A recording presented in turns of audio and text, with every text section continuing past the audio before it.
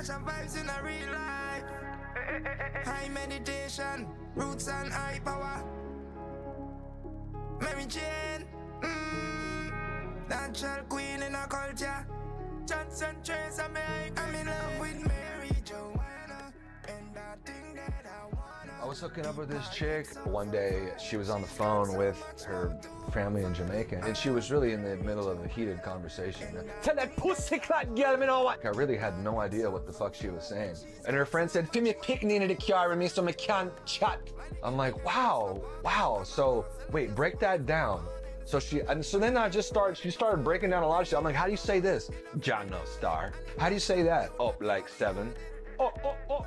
She was just telling me how to say different shit. So for like a week, like I was really on a Jamaican tip. And that just happened to be the week of the Golden Globes. Big up, tune in. What's up? That's maybe the most relatable thing I've ever heard. I've never seen myself represented in media like I have from that clip. This is like so me. Like it's basically just a doing Dracula flow for 4 weeks, but instead you're doing patois. You know, it's really not that dissimilar. Like if I were at the Golden Globes after Dracula Flow 3 came out, you better believe I'd be talking about flipping bricks with Mansa Musa. You know, like yeah. Well, you realize that every patois like dialect is just completely made up. Like you can say anything, and if you say it with confidence, like they'll just be they won't question it at all. You can make up like terms, and you can say whatever you want. The sky's the limit. Yeah, that's a mad thing, brother. That's truly a mad thing out there in Babylon. Oh, you gotta shoot the paper. You know, I just said that. Yeah. I just made that up. It's fine. That was fucking good. See? Do a little bit more. Do a little bit more. Spit some patois on me. I'm jumping off the roof with this. You know, I'm coming down. Me come up the barrel. Me pile gum. Me get me king of the pirates, brother. Pirate king. You just immediately go. Monkey D. Luffy. Yeah, you're just a one-piece side character. You're just a weird little gub guy running around, running out of Dreamin'. a cave. Don't give it up, brother. Dreamin'. Anyway, I looked up patois because I was going to find some patois rap verses to just spit off the top.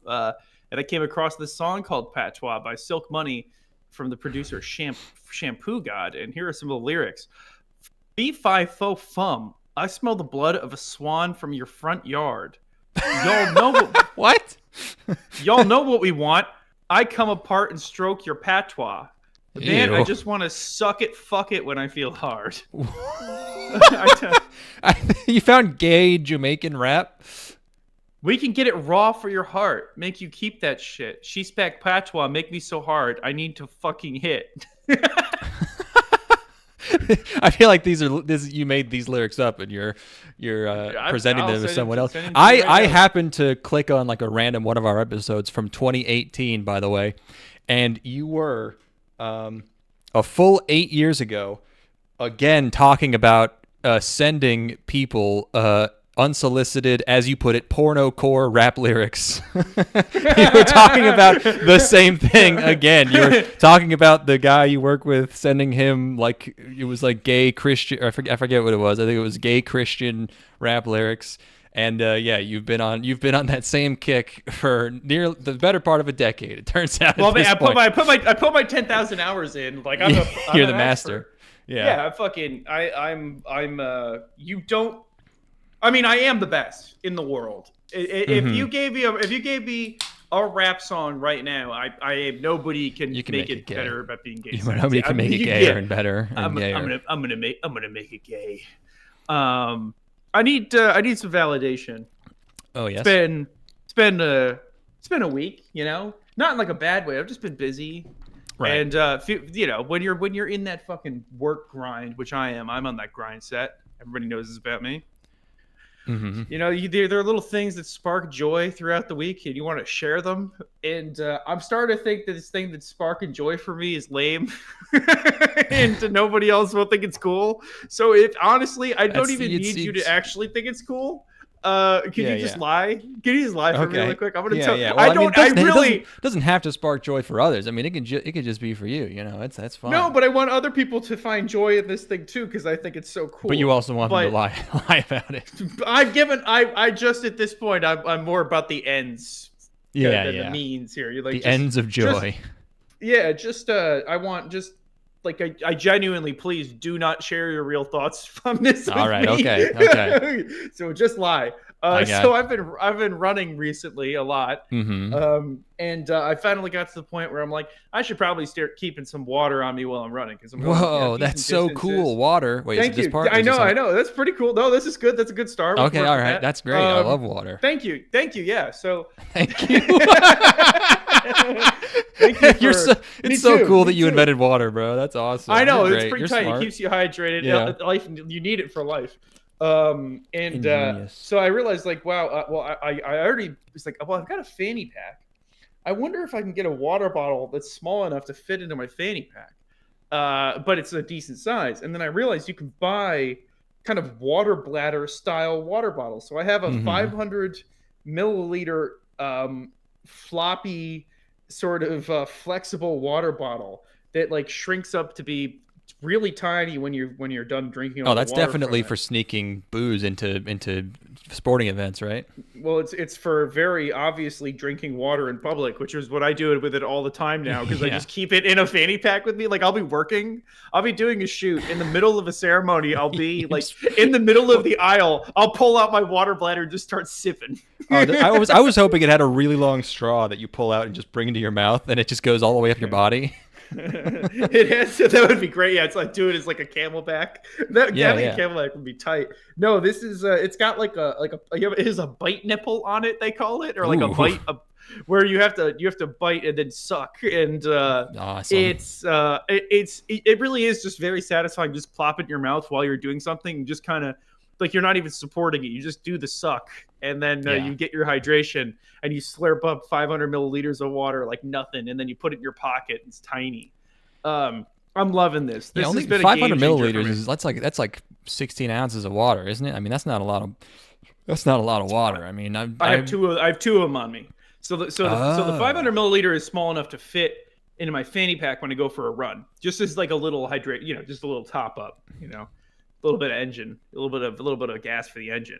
Yeah. But then when I'm on a shoot, I have two of them on me, and I'll just put one in my fanny pack, one in my bag, and then after I'm done with the one in my fanny pack, I'll just swap them out, and then I have a liter's worth of water in a nice, compact, flexible container. I understand why this is so lame. This is very boring and stupid, but I love it. This has brought me so much joy. I'm going out of my way to drink from these things, even when it makes more sense to have a regular You must have been water bottle. very thirsty walking around. If this is a big lifestyle change for you, I don't know. It's more about the tactical nature of it. You just like to have a utility belt.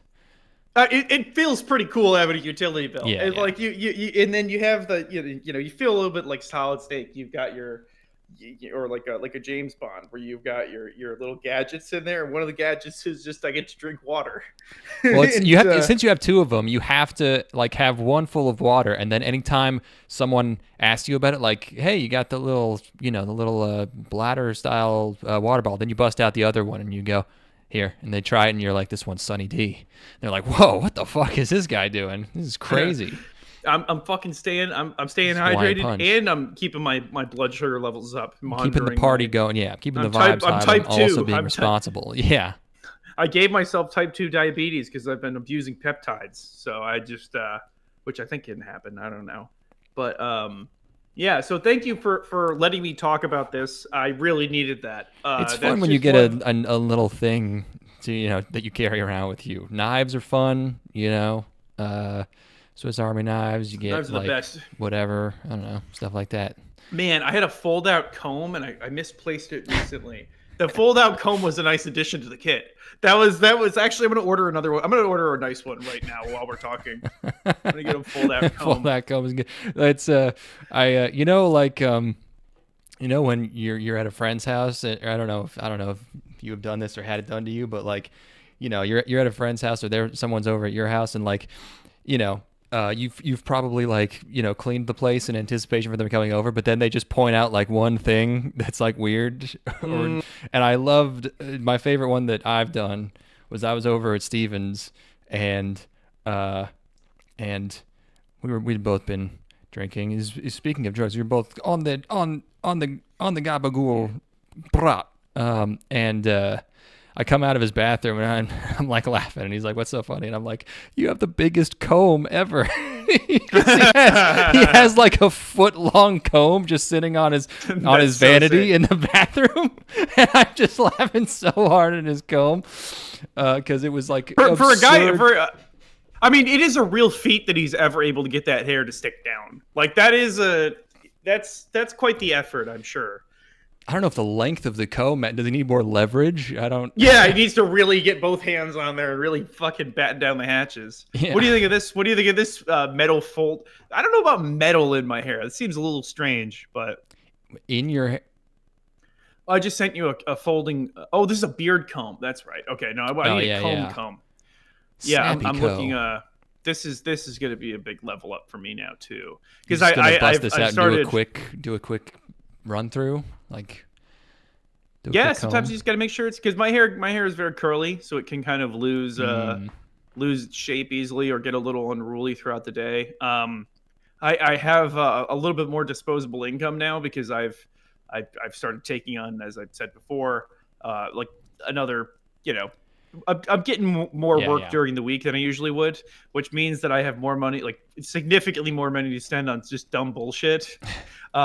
Where I've been extremely frugal for a long time because I have a lifestyle to maintain.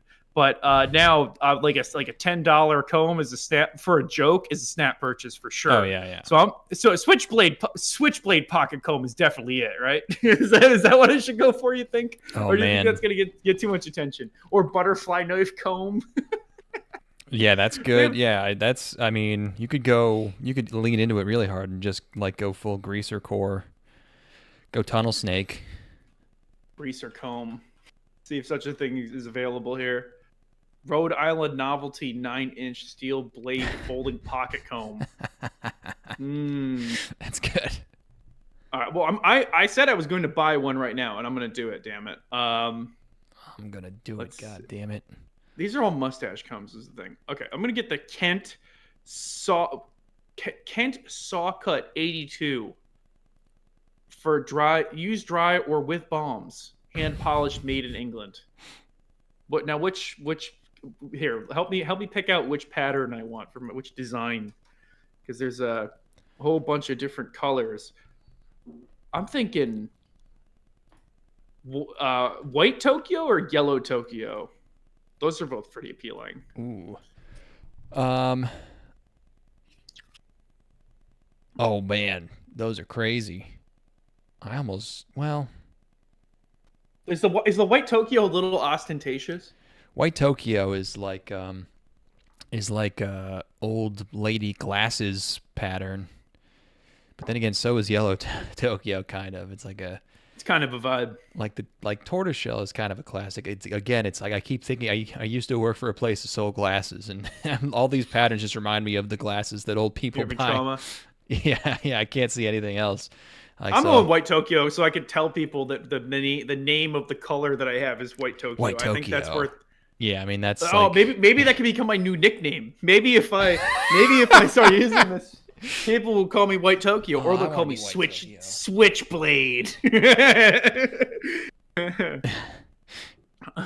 Yeah, that would be pretty fucking cool.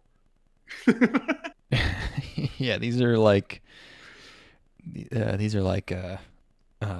Fuck. What's the Ben Stiller movie? Whatever it's called. Names. I do know names. Whatever. Yeah, but combs are. Wow. Combs are coming. We're gonna bring combs back, I think. Someone's bringing it back to my apartment right now. Order placed. Let's go. Tortoiseshell. Hopefully it arrives before the end of the podcast. Yeah, I mean, if I spend enough money right now, maybe it will. Let's see what else is going on. Nothing interesting on my end, really. No. If you're watching the stream at home, by the way, you'll notice that but right before the podcast, because I had some extra time, I decided to become weed. I am now weed, so this is very fun. I think this is delightful. Look at me, I'm a little weed. This was the only one I could find on Etsy. I'm fucking not. Careful. I don't need to be careful. I'm gonna smoke you. I'm gonna smoke you. Don't you do it. I'm too happy. You keep looking like that. You keep looking that happy. Someone's gonna come over and smoke you. I'm gonna dry you out. How do I change my expression? I'm gonna dry you out.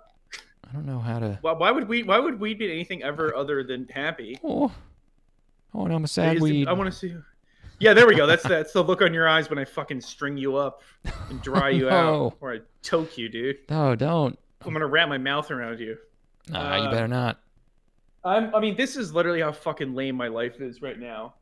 I'm like the thing I'm listening to like I have to have something on while I'm cooking or cleaning, you know? Yeah. And the thing I've been listening to recently is the goddamn Federalist Papers on audiobook. I'm listening to the Federalist Papers. I'm listening to Alexander Hamilton explain 4 papers in a row about how who's reading the audiobook? Alexander Graham Bell? Like yeah. It's just like the oldest like, it wasn't even books on tape, it was books on wax, and it was a cylinder. books on clay tablets. Yeah. It's fucking cave etchings. And it's amazing how like they're explaining things that are so simple conceptually, where it's like if you're a small nation, people might be more likely to go to war with you. Yeah. You know? And it's that for like 15 paragraphs in the most eloquent language possible. Yeah. Where it's talking about like, well also maybe the desires of if you're a loose confederacy of 4 nations instead of one federal government, you might have instances where the desires of one member of the confederacy aren't in alignment with the members of the rest of the members. It's like, no shit. They didn't have they could. I am in the early ones. Everyone could afford like 5 books back then, so they had to really, explain stuff to each other. Yeah, but maybe explain it in simpler terms. It's not that it's like unintelligible. It's very actually shockingly listenable. Just like if you have somebody reading it to you, it's pretty easy to just kind of power through. It is a thing where if you stop paying attention for 2 seconds, you get lost. But then you're like, oh, they're still talking about like the Navy. They're still talking about naval capacity. I am about pretty what early snacks on they at should this have. point. I don't even know if the Anti-Federalist Papers, like the diss tracks, have started being released yet. I'm not at that point in the beef. So I'll are those included? No, you have to buy them separately on Audible. Okay, yeah. Which is that's not as popular, I bet. I would bet nobody's reading those. Yeah. Because they lost. So, but anyway, yeah. So that's literally where my fucking life is at right now. I did go do a social outing.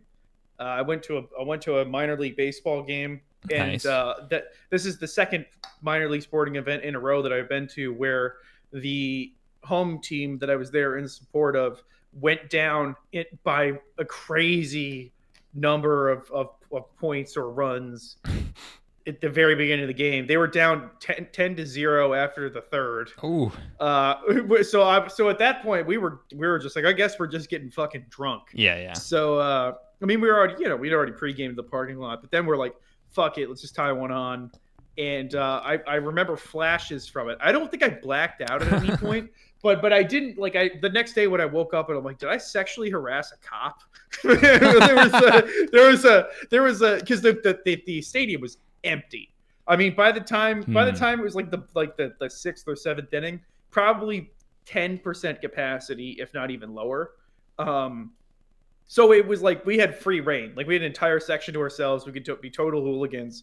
And there was a cop there who the cop had to be standing in the area and could not, like, he had to stand there and do nothing basically. So that became a captive audience. And I just started asking him, like, dude, you're fucking like super intense. And he was like, damn, dude, you're intense as fuck. And he ended up being a really nice guy, and just kind of started hanging out with us.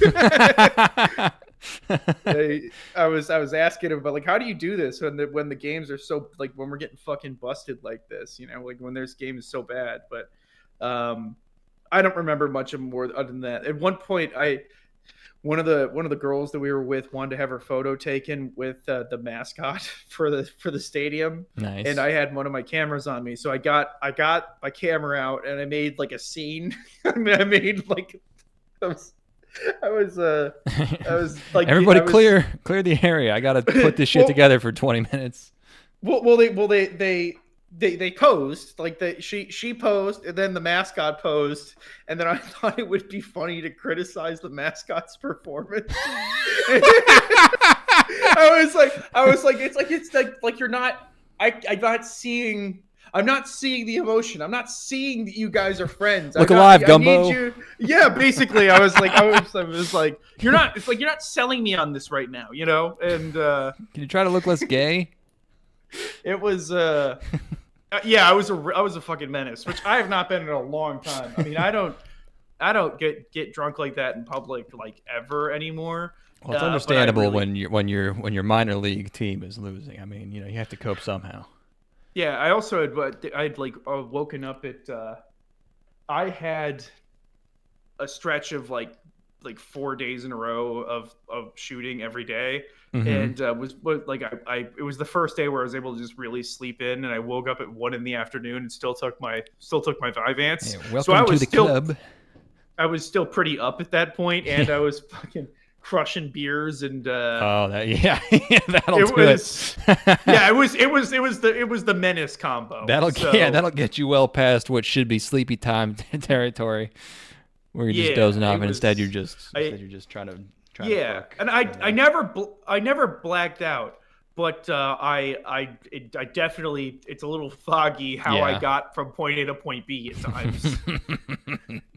That's nice. Anyway, cool. That's what's going on with me. What's happening with you? With me, I don't know. I jotted some stuff down. It's nothing really eventful. You and Steven watch something? No, Steven's GF is still in town, so I think he is busy. Oh my god. Yeah, that was one thing I was going to tell. Is one day, I think it was just a random weekday, I was trying to get my day started and actually do something, but I drank a big coffee way too fast, and I had one of those days where I became obsessed with one incredibly stupid topic and just researched it for like 7 hours straight. And what I decided to be obsessed with that day was I decided that Steven and I should both get into GMRS UHF radio and should talk to each other on the radio directly from my house to his. So sick. And I was looking at topology maps, like trying to figure out if we have line of sight from my house to his, and I'm pretty sure we do. And like, you know, I was like, okay, you need you could probably get away with a 20-watt radio, but we can get 40 watts. Like, it's only like $150. And I was almost gonna text him like I'm gonna need you to buy $300 to $400 worth of radio equipment so that we could we could fart into the radio, into each other's houses. And I'm taking a shit, LOL. I know he's just gonna be like, dude, I'm getting pussy. Like, no, I'm not doing that. There's no way. I like to think that Steven keeps it real enough even when he is get pussy. I feel like he's a man who will. So. It's kind of I think it's kind of his aesthetic though to have a UHF radio. I feel like she would find it charming in a European way. You know, she'd be like, "You Americans with your stupid bullshit. It's so cute. Please fuck me. Yeah. Let him listen to us fuck on the radio. I need to." Yes, Steven. Steven is tearing up my pussy. He is destroying it. I don't know. She's Arnold Schwarzenegger now, but maybe close enough. Something I don't know. Yeah. Yeah. Anyway. Well, that would be tight. That would be I would. Yeah. I need because there's there's ham radio, but that's got a lot of people, and you need to like pass a test and stuff. GMRS radio is you just buy a $10 license. It's good for like 5 years, and you can do fucking whatever. You can connect to repeaters and stuff. You can do you can do the what's it called, like the the sound when you stop broadcasting. Anyways, so I know a lot about that now that is completely useless because I'm not going to do it. What else? I got the entire world map memorized. You did the entire one? Yeah. Damn. Yeah. Which I was I had been doing it all through Cetera, which is like an associated website with GeoGuessr. It's like part of the same platform, I guess. And I was like, okay, I've been trying to learn the map this way for, like 2 weeks or whatever. And I'm like, I wonder if this translates. Like, I wonder if this specific kind of way of like trying to learn the map also just translates to if I were to just see a map without this prompting and everything, being able to name all the countries. It turns out, yes, it totally does. Oh, nice. I also, I like at one point I was like really like pussyfooting around it where I was like, first I'm going to learn the Middle East. Now I will learn South Asia. That's how I was doing it, kind of, yeah. But then I at a certain point I said, fuck it, all of Europe right now. And I just brute forced it basically. I would just spend like my doom scrolling time just doing that instead, basically.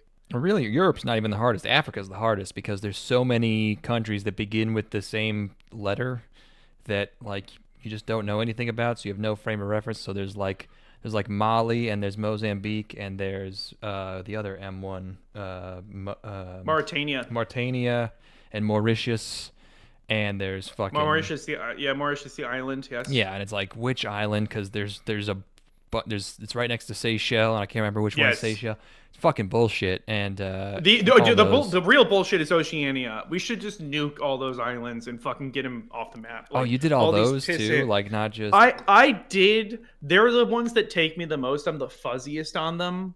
But all of the major continents I have, North America, South America, Africa, Europe, Asia, I have completely down pat. And then the large islands of Oceania I have for sure.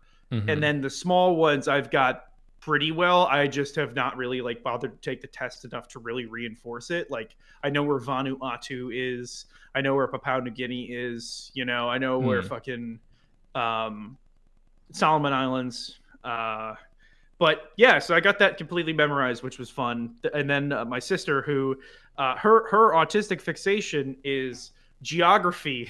I called her up and I called up my mom, and my sister was there, and I'm like, okay, where is this place? And she knew exactly where it was, and she's like, and then the capital is this. Oh my and I'm God. I'm fucked. Does she know the flags too? The people who I can't do flags. Of course she does. Oh of course my she God. does. That's awesome. Yeah, we're like, well, growing up, she had this, which is probably the most like the greatest toy ever made, actually, and it probably the most value anybody's ever gotten out of a toy in terms of like sheer time used. But she had a globe, which was an interactive globe that had all of that. Like it had population, it had like highest and lowest point, it had capital, flag. That's fucking cool as shit. It was the sickest toy, and it was something that I never had interest in at that point. And I'm like, fuck, I wish I had done that. I might get one of those now for myself. Doesn't that sound tight? Yeah, that's just kind of useful. I'm going to Google Maps all the time just because I'm like, where the fuck is that? Where's that? Imagine how cool. Actually, I should buy a globe for my apartment. That'd be sick. Yeah. But like, can you imagine how good those could be with these like LED, like LED globes, or like if you just had basically a spherical screen, how fucking cool that would be for a globe. Yeah. And like, you could touch a country, and then like the whole thing becomes like a big info readout of that country, and you can play the national anthem, and you can like get any information you want. I think it was another thing that they had as well as the national anthem on that thing too. Yeah, that'd be so fucking cool. Or like even like if you had a slider where you could look at the globe and then drag the slider through the years, it'd be like, okay, here is what the world map looked like in 1905. Ooh, and yeah. you know, and then track like you know, through the wars and things like that. And but basically, I mainly wanted to learn the globe so that like when I'm reading history and there's a reference to a nation that no longer exists, I know where they actually are. When they'll be like, where modern day Turkey is, and like I know what that means now. You know. So part of this is that I've started getting like interesting recommendations in my YouTube. And because it took Middle East was the first thing I wanted to learn, just because of its, you know, continued ongoing relevance in the modern world, like through my entire adult life, and my youth, and probably for the rest of my life it'll be relevant. And I've been getting recommendations for this guy in the UAE who does like cologne stacking. So he'll wear like a bunch of like with the cups, cologne. like yeah, that'd be sweet. Let me see. Hold on. Emirati cologne guy. Let's see if we can find him. Yes, Emirati fragrance ritual. Oh my god, we found a second fragrance influencer. This dude rules. Hold on, I gotta look at the stream while you bring this up. Yeah. Okay.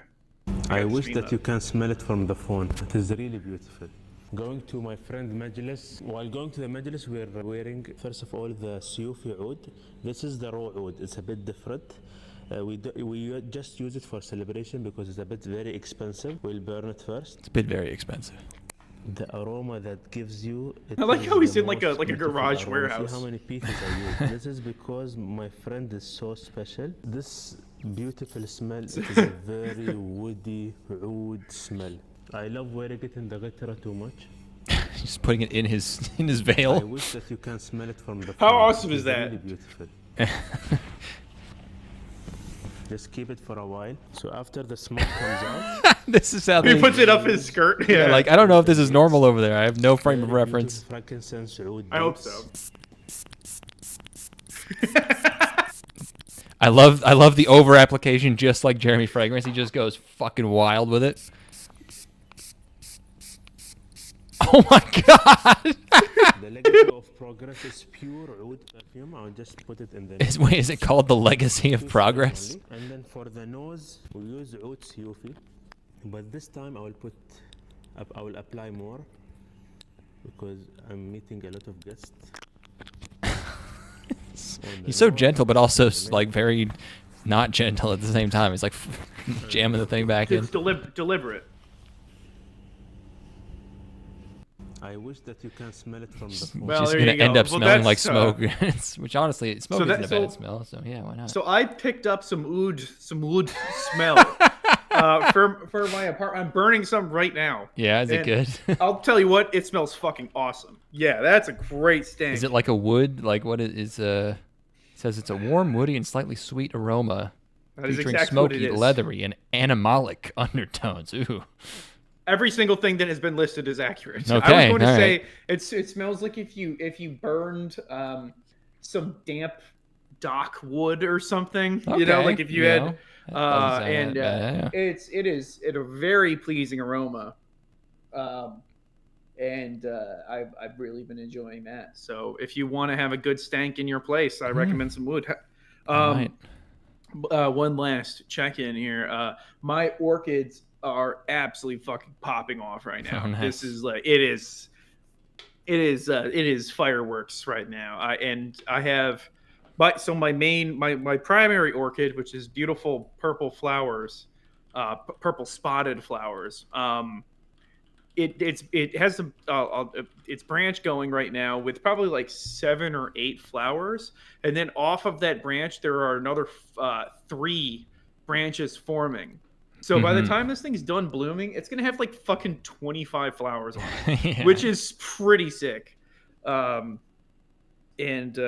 that's what all the stuff that's happening with me. It only took 30 minutes to say that nothing's really going on. Yeah. I did some landscaping like 2 years ago, and like my mom was helping me, and we just dug up like right in the front of my house. We dug up like there were flowers there, but there were also all these flower bulbs that I don't even know if they ever like grew out of the ground, but we just kept digging up. We dug up like hundreds of flower bulbs, like hundreds and hundreds. I had like 6 buckets full of them, and they've just been sitting in my garage for 2 years. And I was like, I really got to plant these. So I've been digging up like on the other side of my house where there's also like some landscaping, but we didn't do anything to it. And it's just like mulched. I've just been digging up random spots and just like dumping all the ones that are still alive down in there. So there's going to be a shit ton of flowers there at some point. I planted all of my seeds for my garden a couple weeks ago, and I got more shelving, I got more lights and everything, and the other night, the other night my cat, I went to sleep at like 2 a.m. and I woke up at 4:30 because my cat had caught a mouse. And which means I had to catch the mouse. That hasn't happened yet this year, but I had to catch the mouse. I had to take it. She had gored it. Its guts were hanging out, and I had to catch it and then take it outside and shoot it again. Because even though it was injured, I felt like it might have just come back inside. So, and then also just put it out of its misery. Yeah, too. well, yeah. I mean, yes. But this is one of those. This is one of those stories where it's gonna be extremely obvious what happened as soon as I say the very first thing, but it wasn't as obvious to me at the time. But I kept looking at my seedlings and seeing these little white hairs, and I was like, "That's weird." And like a couple of them, like they got broken, like the little leaves like fell off. And they they're just not going to survive. And I was like, that's so weird. delicious. They must have just been like defective or whatever. And then today I go down there. And after my cat caught that one mouse, I just filled the whole place with traps. But I caught like one. And I go down there and a bunch of them have been dug up. And there's a fucking rodent digging through the unsprouted seeds and chomping on even some of the sprouted ones.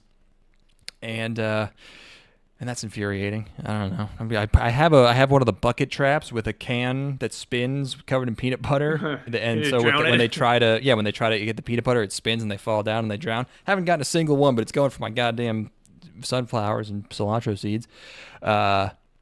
So yeah, and the other thing you mentioned that reminded me of something. I won't be able to find this video, but you mentioned autistic fixations, and I've just been thinking about. I've been thinking about this because it's so funny. I saw a video of this guy.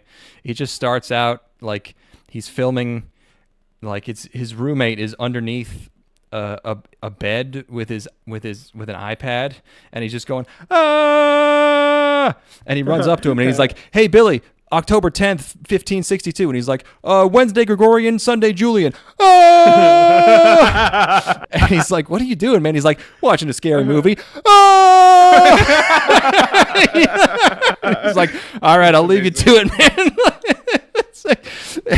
He thinks that when you watch a scary movie, you have to just be screaming the whole time. That reminds me of I'm not gonna do it. I was gonna tell somebody else's story for a different podcast. But anyway, man, that's funny. Yeah, it's so good. What else is going on with me? A couple of weeks ago, I was what was I? I was eating. I just happened to be eating 2 things that involved a lot of cheese. I made a big like casserole that was like a chicken parm casserole. And then don't look at me. These just happened to involve a lot of cheese. It happened to coincidentally involve a lot of cheese. Calculated action. No. And then I was like, well, I'm going to be buying all this mozzarella. I might as well just eat a little bit more from the container to make some pizzas. I was eating chicken parms and also pizza, and then it was my birthday, so my dad texted me and he was like, I'm gonna make you a whole cheesecake. I'm gonna bring you cheesecake. And I was like, all right, forget about it. And I was talking to my mom and I was like, yeah, I think Dad's like making me a cheesecake. And she was like, oh, it must be one of those ones he's been making for everyone. And I'm like, he's been making people cheesecakes? Like my dad just really got into cheesecakes and he's been making why does your mom know that your dad's making cheesecake? That I don't know. She might have. Maybe he made one for my sister. Sister? Yeah, I don't know. Hey, ex-wife and ex-wife's new husband. Would you like a cheesecake? I don't think he made them a cheesecake, but I mean, yeah, somehow he's made enough cheesecakes for her to be aware of it. Would it be better or worse for your if your parents became like friends? Would that be bad or good? It'd be pretty bad. You think so? Yeah. Yeah, for sure. For who? Me. What about it? I mean, the first thing that comes to my mind, for example, is my dad does not know that I'm unemployed currently. So that would be a problem. I should have told my mom, but I don't. I don't want either of them to know. It's your mom. You know, what are you gonna do? The last time I was unemployed, I didn't tell her. This time I had to because I had to explain why I wasn't going on a trip with her. So. But yeah, then I ate a whole cheesecake by myself, and I was so constipated. That was the point of the story. Is I had a week where I was, oh boy, that's pretty sweet. It's too much cheese. Pretty sweet story. Sweet story, dude. It's, I liked your. I pretended to like your stupid water bullshit. You gotta like my constipation story. I love the story. Thank you. I think I've talked about this before, but about how one of my best friends, her husband is. Her husband's parents, who have been separated for 20 years, have gotten back together. That's hilarious. Which is crazy. Like they went from like his basically, I mean, might even 25 years. It was like from the time he was like 5 or 6 up until recently. They had been separated, and then they were like, "Oh yeah, we're gonna do Christmas together this year because we've been seeing each other again." How fucking weird is that? That's insane. Yeah. Well, I mean, that's like at that point, 20 years go by. That's like hooking up with like a girl you had a crush on in like 8th grade. You're like, ooh, this is like I remember her. You know, it's far enough away where it's like it becomes like a cool fantasy thing or something. I don't know. Yeah, I mean, like, what's the harm? You know, you're like, well, you know, we don't have to get along. At some point, you're old enough where it's like, how bad can these fights get, really? You know, we're so tired. We're just going to get tired after 5 minutes. What could the argument have even been over at the time that was such a big... It's not a thing now. You guys liked each other in the first place. It kind of makes sense, actually, to try to do that. Yeah, you know? Well, it's harder to cheat on someone. Yeah, when you're that old. Yeah. It's harder, you know, you make enough money, probably. Yeah. Yeah, money issues probably no longer a problem. You're not cheating. Mm-hmm. Like you both matured a lot, I'm sure. You know, so they're like, you know, or at least I hope I will have.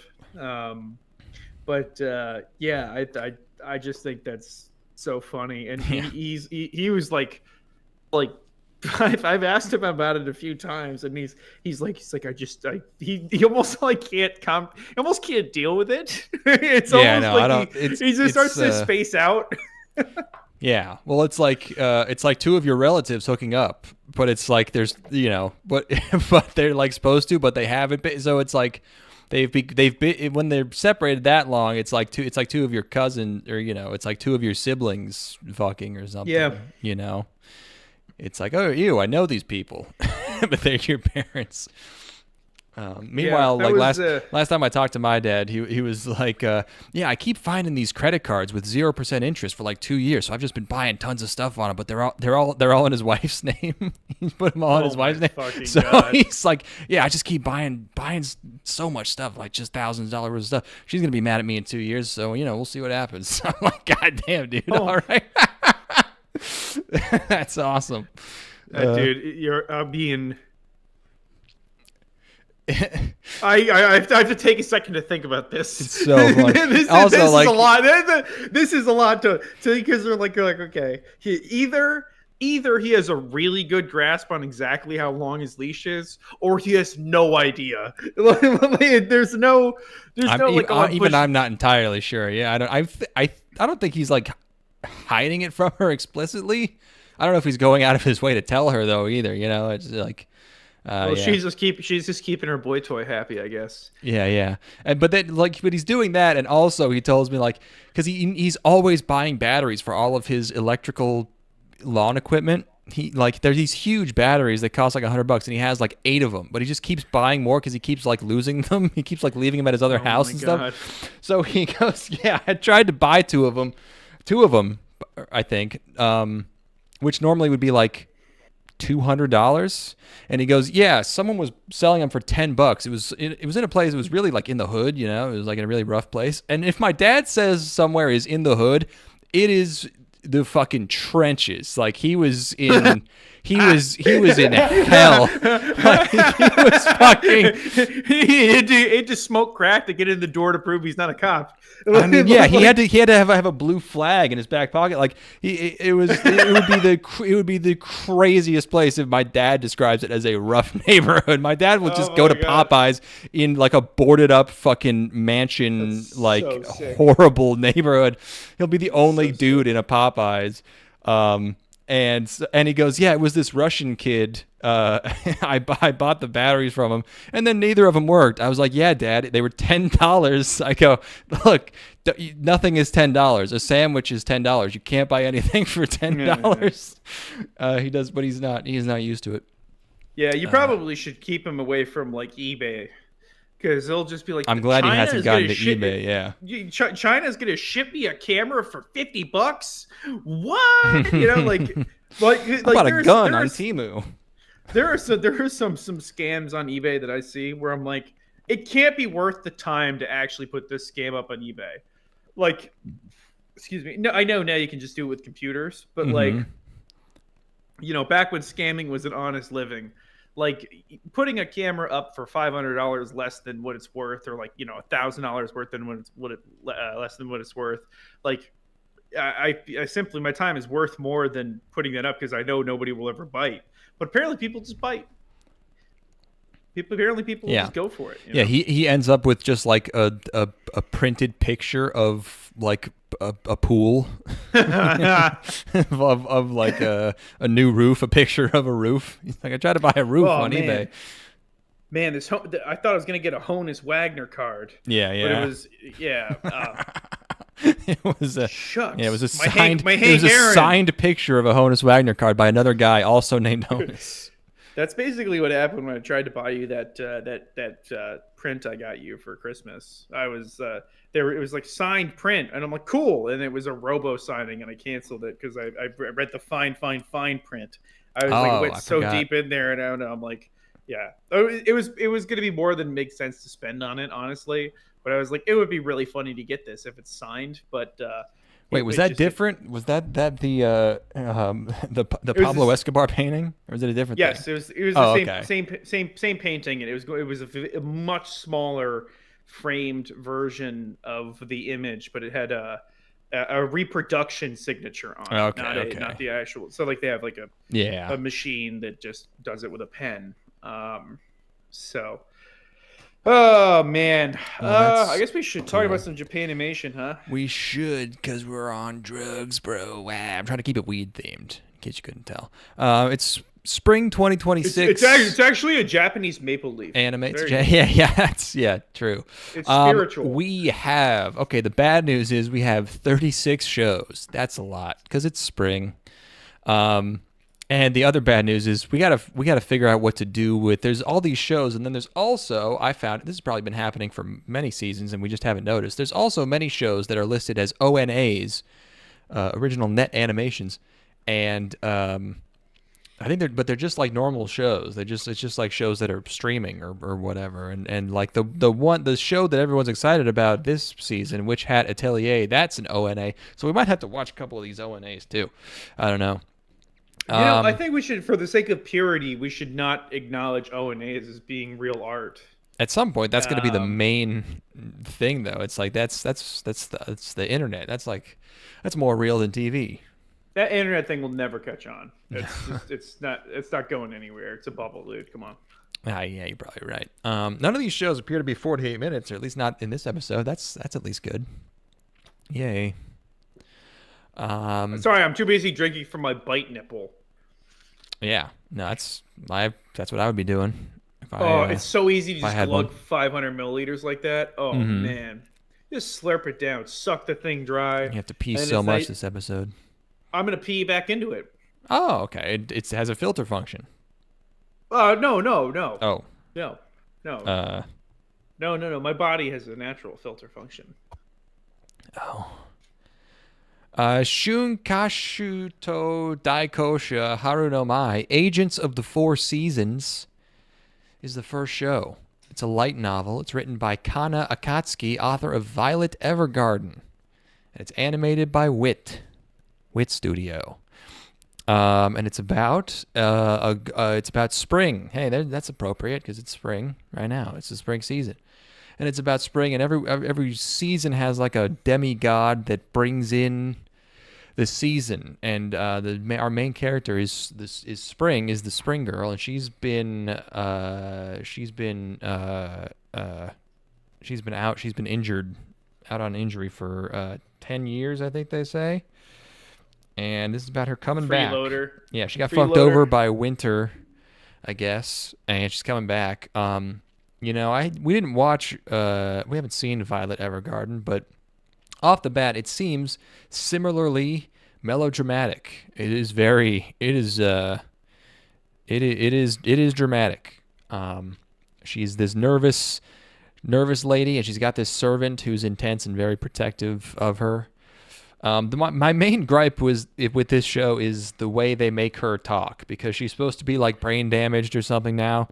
But the way they represent that is she just stops in the middle of her sentences, and it's just annoying. It's not how I was. I came into this pissed off, so I was seriously TO'd, dude. I was. That's why someone's not token up. You're not supposed to be. No, I wasn't. I wasn't. I didn't have the good herb. I wasn't on my medicine. I came in seriously TO'd, and I did not realize how TO'd I was until I sat down to start watching. Until you listen to this bitch like fake stutter. I was like, my fists were. My hands were curled into fists. Just talk. I was like vibrating with anger. I was like, talk good, idiot. We were trying to record yesterday, and then the circumstances, the way that things unfolded, I was not able to do that, and I was TO'd about that. And then I had been dealing with nonsense all day, and not like I was actually upset or anything, but it was just realized like how much it is to like how much it stresses you out to have to deal with somebody else's problems, basically. Yeah. And I sat down to watch this. She starts stuttering. I'm like, oh, I'm getting hot. I don't want to listen to this bitch stutter. Even stuttering, like, because it's not stuttering. Stuttering would be better because at least you're filling the silence with something. It's just when she's just not. Like, oh God, just stopping. Just keep going. It's really rough. It's so it just doesn't sound natural is the thing. It sounds like an actor pretending to have a speech impediment. It's not like, I feel like this can't, I don't speak Japanese, but I feel like this can't be like a convincing way to talk slowly. It's like if someone were to talk like this. Not even that ain't even how they do the Ents in them Lord of the Rings movies. Like they talk. They stretch it out. Yeah, it's really frustrating to listen to. Because I have no attention span anymore. So like, what's the next word? Please, I'm hanging on every word. This means it's good art, actually, because we reacted to it. Because I didn't like it, and you did not like anything at all. If you felt anything at all, that means it was effective, and you felt the frustration of everybody around her who hates this fucking cunt. Oh yeah.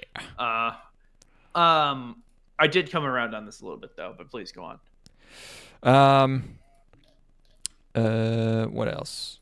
Hold on, I'm changing the bit rate for the stream to see if that because sometimes we're going over 6,000 kilobits, and we're dropping like 4.4% of frames, which is kind of a weird number. I don't know if you can do that midstream. Hopefully it doesn't break anything.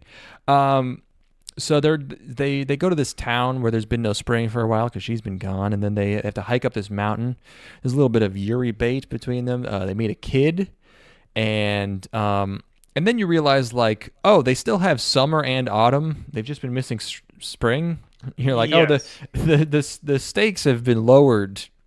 I thought they were just in permanent winter, like, you know. It was like if they were in permanent winter, I was like, there's no way the society even functions at this point. Like, there's no way you're getting enough food to feed enough people. If it's just this cars. One town, I guess, you know, like there's some places that are permanent summer. I don't know. I think everybody would have moved, maybe. You know, like if a lot of people might have moved. So, you know, some old timers might have, you know, stubbornly stayed there. I don't know. No, my parents were born here. I was born here. You know, there's hurricanes. People stay in places. Dumb places where nobody should stay. Yeah. But you know, at this point, you know, you're like a good ways through the episode, and they haven't really explained anything, but you figured it out, like, because you're not like a dumb idiot. And then they have this kid explain everything again, and you're like, okay, it's like I thought we were kind of actually doing okay, you know, storytelling here, but then they explain everything to you. You know, another thing, I'm getting tired of kids having adult voices. Like this 10-year-old girl sounds exactly the same as our other two female characters. It's like that Pragmata game that just came out. It's just like a lady doing a kid voice. I know it's annoying to work with actual children, but like sometimes I feel like it would help, you know, to sell the character. And also she's, you know, a lot more melodrama where this kid is waxing poetic about her dead mom and dramatically like shoveling her grave, and it's, you know, it's like goddamn, it goes over the top in some spots. I mean, like there are parts that work dramatically and emotionally, but then sometimes it just overshoots it a little bit, and it goes too far, and it's a bit much. And again, the way she talks is annoying. I think they got to tone it down a bit. The flashbacks with her dad are hilarious because, like, her dad will be like, "Why are you showing the dumb baby the outside world? The dumb baby doesn't even know what the outside world is, idiot." To his wife, you know, like they have a newborn baby in the hospital, and it's like, "Look, it's spring," and he's like, "Why are you showing the baby those flowers, idiot?" Like, you fucking. Some people are like that, but yeah, it doesn't make him very sympathetic. But like, yeah, that's like my sister would always do that to my mom. Like my mom, we'd be watching, I don't know, they'd be watching like baseball or something, and something would happen. My mom would be like, "Why would you swing at that?" And my sister, who's like 20, would be like, "Mom, he can't hear you." And it's like, okay, but he's just saying it out loud. Yeah, I don't know. Yeah, it was that annoying. The dad in the two flashbacks we get of him, he seems like a real chud. He just comes across like a real moron. His wife died. Give him a break. No, his wife was alive at that point. He didn't know what he had. He didn't know what he had until it was gone. My dumb pregnant wife. My dumb pregnant bitch wife. My dumb recently pregnant, now no longer pregnant bitch wife wants to show her stupid fucking baby the really pretty flowers outside because she's in love with her dumb baby. Yeah. Pussy's all worn out. Of love yet. Its nervous system hasn't developed. I actually ended up liking this conceptually. I like the sort of modern mythology element of it, where we have the four seasons being, you know, they're not literally the people. The people aren't literally the gods of the seasons. They've just been imbued with it. But yeah. I like the modern myth making. I think it's a fun and not frequently tapped into sort of domain, if that makes sense. You know, it's just I appreciate it. I like that they're trying to set like history for these season characters, and they have, you know, a past and tragedy, and it feels like they're trying to create, and I don't know if this is based on any sort of actual myths or anything, but it feels like they're trying to create modern myths. I think that's fun. This might already be a Japanese myth for all I know. You know, I don't, That's what I'm thinking. That's what I was thinking. But Yeah. and it just made me curious, and I like the idea of the 4 seasons being represented by people in the modern world. That sounds cool. Sounds cool. I don't think this first episode is amazing or anything, but I ended up enjoying what it was doing, even though I really hated this stuttering fucking twat. Yeah, and the whole episode is like a build up to her bringing in spring. Yes. So you're like imagining it the whole time, and then she finally does it, and it's kind of exactly what you imagined it was going to be the whole time. I was kind of hoping. Nice. It is nice, yes, but it's also just exactly what I expected. Just stuff coming out of the ground, and she's dancing and doing magic. She doing magic. I was like, I was thinking it would have been cool because her handler is like, no one can watch, like this is a sacred ceremony. I was like, and this is not just me being a pervert. Like she should have, like, it should be gross. Like she should like have to get naked and do some like weird shit with her pussy to make spring come out. Thinking about it. No. Let me process this. Let me take this in. I'm just, think about it. Just like it's getting like a weird... naked. Getting naked would make sense. It would. I don't know if the Genuinely. Pussy needs to be involved necessarily. Okay, but she should have fair. She should have a bush, and maybe if she I'm not even saying you have to see anything. Like no, you do. Maybe she, before she starts the ritual, she's like, man, I kind of have to pee a little bit. No. I knew the shamelessness of you going there. I was trying to make a real point. He's trying to bring your fucking pee shit in. Oh, you wanted to make a real point. Oh, 10 years in. Yeah, I ended up liking this. My cat wants to go outside. I'm going to make him go outside. Hold on. Get over here. Put that sucker out. He's trying to go outside.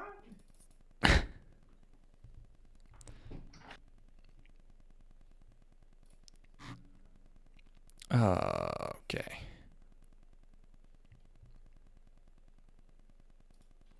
She's also like singing a song and stuff. It's it's nice. It's only like it's spring kind of sucks anyways. Honestly, I'm living it right now. It's very wet. It's really summer. That's really good. The only good part. Although I don't know much about Southern Japan. All right, I'm back. All right, next show is that was a good one to start the season out on. Though, honestly, like this could have been worse. Yeah. Well, it's not even necessarily that it's like especially like great or anything. It's just it's got stuff going on, which is a nice sign. It's not just like totally uncompelling nonsense. It's like doesn't have to be perfect. It just has to be at least interesting. So. Right. Yes, Koori no Jouheki is next. The Ramparts of Ice. I don't actually know what the word ramparts means. Is it like results or something? Oh no, it's God. Hold on, let me see if I can get there. Oh wait, no, go ahead. It's broad elevated defensive embankments, so it's like a defensive structure. Ramparts of Ice. This is a web manga animated by Studio Kai. This is a Netflix show, I guess. Why is that not an ONA? Wait, I thought the Ramparts we watched were gallantly streaming. Weren't the Ramparts the bombs? Weren't those the fucking cannonballs? What are the Ramparts then? The Ram. Oh well, yeah. He's watching the fortifications, and they're streaming because they're being illuminated by the bombs, right? Maybe. Or is he traveling along the shore and he's watching them go up and down? It's the site of the flag or the ramparts. That makes sense. It's over the ramparts, which are the fortifications. Oh yeah, so the ramparts aren't streaming. Yeah. Or the ramparts we watch. We're so gallantly streaming. Yeah. Yes. So this is another girl gets bullied for being small and cute show. A thing that happens all the time in real life. Hold on, I gotta look at the Star Spangled Banner again real quick. Hold on. Do you mind if we take this brief diversion? Sure. No, the what they try to teach you about the lyrics to the Star Spangled Banner as like a grade schooler, and it's impossible to convey. Stupid. It's a little dumb. What's dumb? The lyrics are a little stupid. No, you're crazy. No, they're fucking amazing. They're fantastic. No. Almost all of them are. But please, let's just They're good. They're no national anthem has better. The rockets red glare, the bombs bursting in air. Are you kidding me? There's tons of dope shit in here. You know, what so proudly we hailed the Twilight's last gleaming, whose broad stripes and bright stars to the perilous fight. Sick. All the ramparts we watched were so gallantly streaming. Sick. Amazing. The rockets red glare, the bombs bursting in air is literal. That's the part you have a problem with. Okay. Yes, that is the specific thing I have. It's the bombs bursting in air is a little lazy. This is like 18th century poetry. Like if you read like 19th century poetry, it's like it's like fucking garbage. It's like this rhythmic, you know, it's like limerick shit. Like this is still pretty far ahead of its time, I think. You know, it's like pretty good. If you read like late 19th century poetry, it's like corny as shit. So the fact that that's as bad as it gets is pretty fucking good. No, it's sick. I just wanted to look at and the rocket's red glare, the bomb bursting in air real quick. I just wanted to examine it and make sure. The rocket's red glare, cool. Bombs bursting in air, perhaps a little limp. I think that could have used one more. Wasn't he in prison or was he on a boat or something? He was imprisoned on a boat, supposedly. Yeah. Yeah, he was. Yeah. Okay, all right. You know, gifted amateur poet. I'll let it slide. Yeah, the guy's on a boat watching a battle be won. This writing a poem. Is so sick. Every other country's national anthem is just like, oh, Cramporia, you are the best. You know, this shit. You are still around after a very long time. It's tight. Yeah. The stars are so bright. They suck. Yeah, awful. I've never really looked at the rest of the verses from this. You want to just... I haven't in a while. Anyway, you probably got the best one. Let's get back to Japan Animation. This show, Girls Getting Bullied. I'm sure this is a character, an aspect of this character that will, sort of will sort of dissipate over time, and is sort of the point of the series. But she's all just like, why is it okay to tease someone just because it's a joke or because you don't mean it in a mean way? And I'm like, oh boy. So she meets these tall guys. She's in high school, I think now. Yeah, they're in high school. She has a tomboy friend, but other than that, she's like mostly a loner because she has a bitch face, and she likes to be alone. I think this kind of made me realize that women, we all know that women like taller men, and I realize it's because the men remind them of giraffes, which makes them horny. That's why they like it. That's why I like smaller women, because they remind me of mice, which make me horny. Yeah. We've seen, I don't know, An American Tail, or there's several mice movies to choose from there. Just the real animal. Oh yeah, I forgot you want to fuck real mice. Yeah, no. There's no way for me to copulate with this animal, but there's just maybe just rub two of them against it. Maybe I have one in each hand and they kind of alternate up and down. Maybe that would be enough. I've completed all my targets, my health targets for the day by doing that stroking motion while talking. That completed my smartwatch just let me know that You're was done. enough to put me. I knew I had a little bit of excess energy I had to let out. Shit, that's funny. doing a jerk off motion. He's completed your fitness goals. Oh, I completed something, all right. Yeah. So there's this tall normal guy, and he also has this sort of genki cat boyfriend. I don't think. I'm sorry. It would be so funny if this image was like, go back to the height comparison. I keep cutting you off. You'll never get through this one. I'm sorry. It's fine. It would be so funny if it's like 6 foot and then next to him is like a midget. 5'11". 5'11". Yeah. Yeah. Anyway, Classic. I might have to I'm gonna have AI make that for me. Yeah, there's no other way to do this.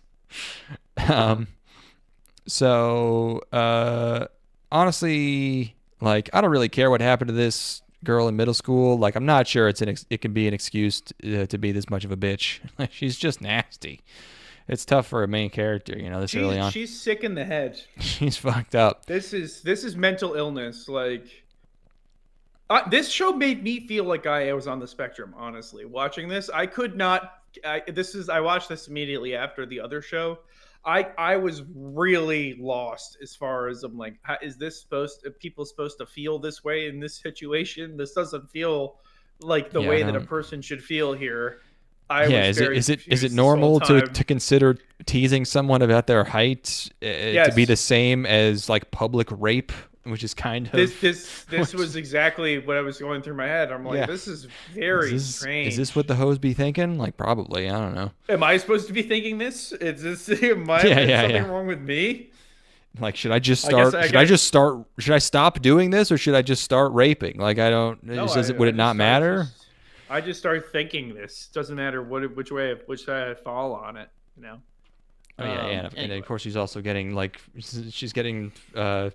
gang raped. She's getting attempted gang raped in public, which is something that happens to every high school, Japanese high schooler every single day. Yeah, she's like, not again. I'm too pretty. She's 14, and then these guys are both 15. And yeah. It's time for them to do. Yeah, they're like, we're not going to school because we're 15. We've graduated. You got to come to karaoke. There's a real societal ill. Yeah, this is a societal ill that exists within Japan, where these roaming rape gangs that appear in all of their media that they simply will never address. They keep putting them into the media, and then they just keep getting them beat. They keep having them get beat up, and then I guess that's maybe not solving the problem. I don't know. No. Have you isn't getting across to them? Have you used Twitter much since they started integrating Japan with the U.S.? I've never been a particularly voracious Twitter user. They started they just changed the algorithm so that like Japan and America were just started getting a shit ton of each other's tweets, and it's been fucking awesome because Japanese tweets are actually extremely funny.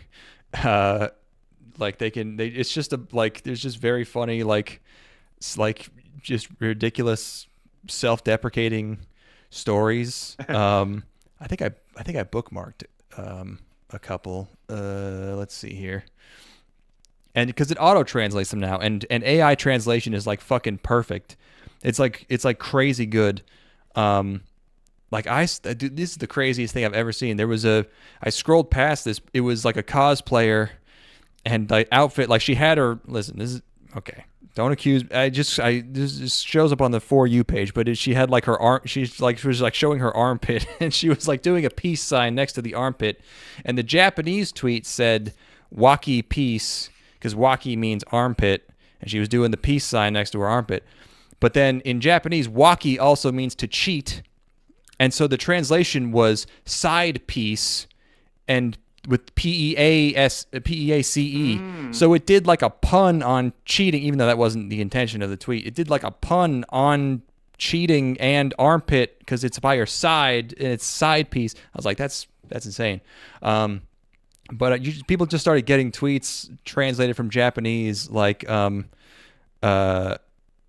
while I was taking a shit, the kids outside the toilet suddenly started freaking out, yelling 6767, then screaming, "This place stinks of poop, lol lol lol," and it scared me so much that even at 17 I ended up crying.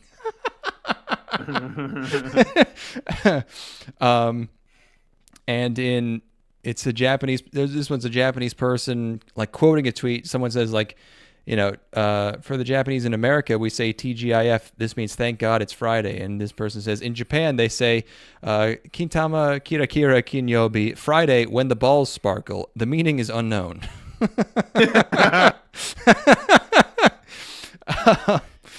And then this I'll send this one to you. This is someone drew a bunch of Marines they saw eating at barbecue. Yeah. Oh my God, these are the coolest dudes ever. The picture is yippee. So good. Oh man, I want to eat barbecue with these guys. These guys seem great. this giant meatheads eating barbecue. Do you feel like you would have done well in the military? No. No, why? Because someone would have yelled at me for something someone else did, and I would have fucking like killed them with a knife. I would have gone insane.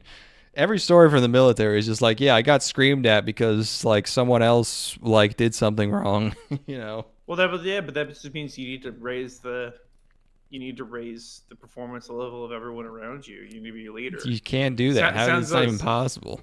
Of course, I've seen it done. Yeah. Happens every day. Like a newborn baby. It just happens every day. Sounds like you don't have the eye of the tiger. You're not ready to fucking take on the dragon like I am. I'm ready to enlist. They raised the enlisting rate up to like year to like 42 or something. You can be like 42 and enlist in the military now. Ooh. I should go in. I should like crush my 30s. Like, you know, everything goes really well with my career and everything. Throw it all away to be a grunt in the army at 40. You know? Yeah. Everyone just assumes you like got into fentanyl or you just developed some giant drug problem or you got divorced. That's what like I've seen people be like, you know, you could enlist and then because everybody gets like thousands of dollars a month in disability no matter what you did in the military, but like you just know if like as soon as you like they're gonna get rid of that as soon as you they're gonna patch that up right when you are able to get it. You know, you're gonna be locked out of that. Going all the way, man. I don't care about any of this shit. Yeah, you're gonna be a general. I'm a tier 1 operator. Ooh, okay. For sure, absolutely. I might be like actually like a general / bomb disposal / tier 1 operator guy. I think that's kind of the avenue I should be working in. Because those are my skill sets. Is that I work well under pressure. I'm a leader, but I'm also a lone wolf. Oh, it's cool. A rare skill set that for people. Actually, they should probably just make me shadow president. Well, you should just do like whatever your mandatory time is in like basic, like just basic military, whatever, and then you just be one of those guys who goes on podcasts and lies about stuff. You don't have to actually be a tier 1 operator. You can just say that you were. And I don't think anyone has the ability to check.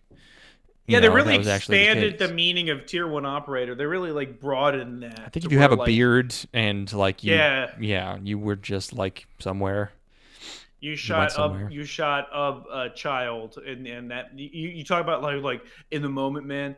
I wish I could say that I regret it, but when you're there in that moment, you're killing that child in their bed on their Hannah Montana. I had to sled that boy down the hill. It was the fastest way to get down. Yeah, I had to sled him face first. I had to throw the baby to disarm because the bomb was being chucked at us, and by throwing the baby at it, I was able to ricochet the bomb back to the terrorist. And I wish I could say I regret it, but I don't because there was a blue shell coming at me right from behind, and I had to throw this oh baby. No! Oh no! I said. I wish I could say that I regret it. I have nightmares about it. Sometimes I wake up and I'm choking my wife. I'm looking at this other Japanese tweet. It says, back in elementary school, there was this girl in our class who was super hot-tempered, always getting into fistfights with the boys or snatching their lunches. Because of that, she kind of stuck out like a sore thumb in the classroom. But one day I saw her squatting in the schoolyard with a watering can, and I thought, oh, she's actually a sweet kid who's secretly watering the flowers. But nope, she was flooding an anthill. I gotta hit the PP closet real quick. Fill this airtime with more Japanese tweets. Okay. We got the toilet 671. This one says, when I asked an American to teach me a steak sauce that goes well with steak, I got a gun pointed at me with the response, for premium steak meat and its cooking method, no sauce is needed. I actually did that to someone. Not the gun part. I did not point a gun at him, but I did that in real life. Someone was like, what sauce, he was like, tell my wife how important it is to have steak sauce. And I was like, no, I can't do that. I don't do steak sauce. I won't do that. I'll never do that. Oh, this is a good one. Oh, should I save this one for... No, this is... Okay. It says, among all the lies I've been fed in my life so far, the absolute worst one was back when Pokemon Go first came out. Someone told me a Ho-Oh was spawning at Mount Gassan's crater, elevation 1,600 meters. So I climbed all the way up there, only to find out it was out of range from the start. That's a good one. That's a funny one. Yeah, those are all the ones I got, I think. Yeah, Friday when the balls sparkle. I gotta remember to use that one. Oh, there was I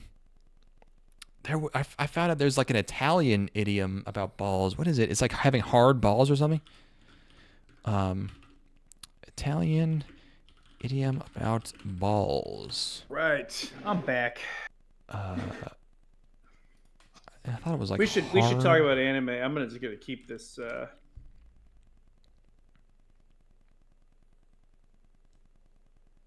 Okay, yeah.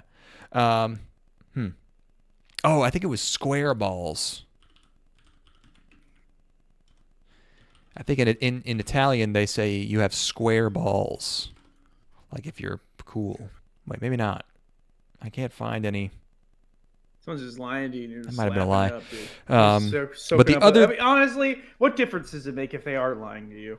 Yeah, it's still a cool expression. I'm going to use it anyways. But the other thing I wanted to say about that Twitter thing was that we started getting Japanese tweets. The Japanese started getting our tweets, and they just became apparently obsessed with barbecue. And there was just like this huge run on buying like meats and like Japanese people trying to do American barbecue because they kept seeing like American barbecue videos, like the ones that the guy we went to high school with makes, and just being like, holy shit, and like they went nuts for it. So that was funny. Anyways. Anime. I bet they're pretty good at that. I mean, how hard? In their home kitchen? No, not in their kitchens. No, they were fucking it up. Oh, really? No, they weren't. They couldn't get their oven on for 14 hours or whatever. Probably not. No, I think they were overcooking some very small briskets and getting some dry meat. Yes. So that was the Ramparts of Ice. It is whatever. It's whatever. I found this to be completely unremarkable. Yeah. Yes, correct. Correct. Not bad. Not like bad. It's just not bad. Not. You like it just didn't keep my interest. Yeah. I went into this season pissed, but I have to say I was kind of generous to most of the stuff we watched in this first app. It hasn't been that bad, is the thing. No. It's been God, worse. last year was really a fucking roller coaster, wasn't it? Last year had a really good season, yeah. We had the best season ever, and we had like two of the worst seasons I've ever seen. Yeah. All right, next up, Nigashita Sakana wa Ookikatta ga Tsuriageta Sakana ga Ookisugita ken. Always a catch, or always a catch, how I punched my way into marrying a prince, a.k.a. the one that got away was big, but the one I actually caught was way too big. Light novel, Troika and TMS. It's a fancy people. It's a chick show with fancy people. It starts out with I hereby call off our engagement, and that's a common. Okay, but this thing. Does have one difference to it that gives it a hook. Well, the one thing is that it's not an isekai with the word villainous, and she's not a villainess. That's true. It is actually just taking place in this setting, and she is just a noble, and she's moving in with this family with her distant relatives with this girl who looks like her, who's getting married to this guy, and she's also supposed to be getting married, and she's kind of a ditz. But what were you going to say? Oh well, that's really it. Is that we have two girls. Okay, we have two girls, and one of the girls has brass knuckles in her hair as like her barrette. Like, oh God, I didn't even notice that. Yeah, she does. She comes from like Italian trash, basically. Like they do have Italian names. Yeah, I say this with great affection for the Itai community. Mm-hmm. But they they're like kind of lowbrow royals. It feels like. Yeah, she's like, she's a lot more casual in her speech, and she's like, she's like fight Genki, you know. Yeah, it's like I have to say I respect the history of Italians and their sort of like devil may care attitudes towards like dying while adventuring and like dying on boats crossing the Atlantic Ocean, and sure, we wouldn't be here without Amerigo Vespucci, but like at the same time, they're just not sophisticates. And the brass knuckles thing is really quite. It hasn't really actually come up much. It's maybe more purely symbolic. I don't even know if it's intentioned within the world to be brass knuckles, but we as viewers recognize it as the symbol of brass knuckles. Yeah, after you point it out, it's very obvious. Yeah, I think it's probably just meant to. She might use it at some point, but it's probably just meant to sort of symbolize her personality. Mostly. So she's very fiery kind of, but not in like a nasty way. She's mostly just she's like cheerful. There is a mean lady. The prince's name is Placido, which is kind of a weird name. She's hanging out at this place, and they go to this fancy party, and then the prince calls off the engagement, but he can't tell them apart, so he calls off the engagement to her. I don't know why that matters, really. This actually, I think the main draw of this is that it just kind of looks nice. Like the animation is like kind of bouncy, and the facial expressions are You had a nice good. chibi screenshot up there of like There's this that, is fun. yeah. Doesn't that look like something that's fun that you would want to watch? Doesn't that just like kind of suck you in? Yeah, they make her cute. The way they just add like there's just little touches where there's just like some more in betweens where it makes when they change their posture or their expressions, there's just a little more spring to it, and it's nice.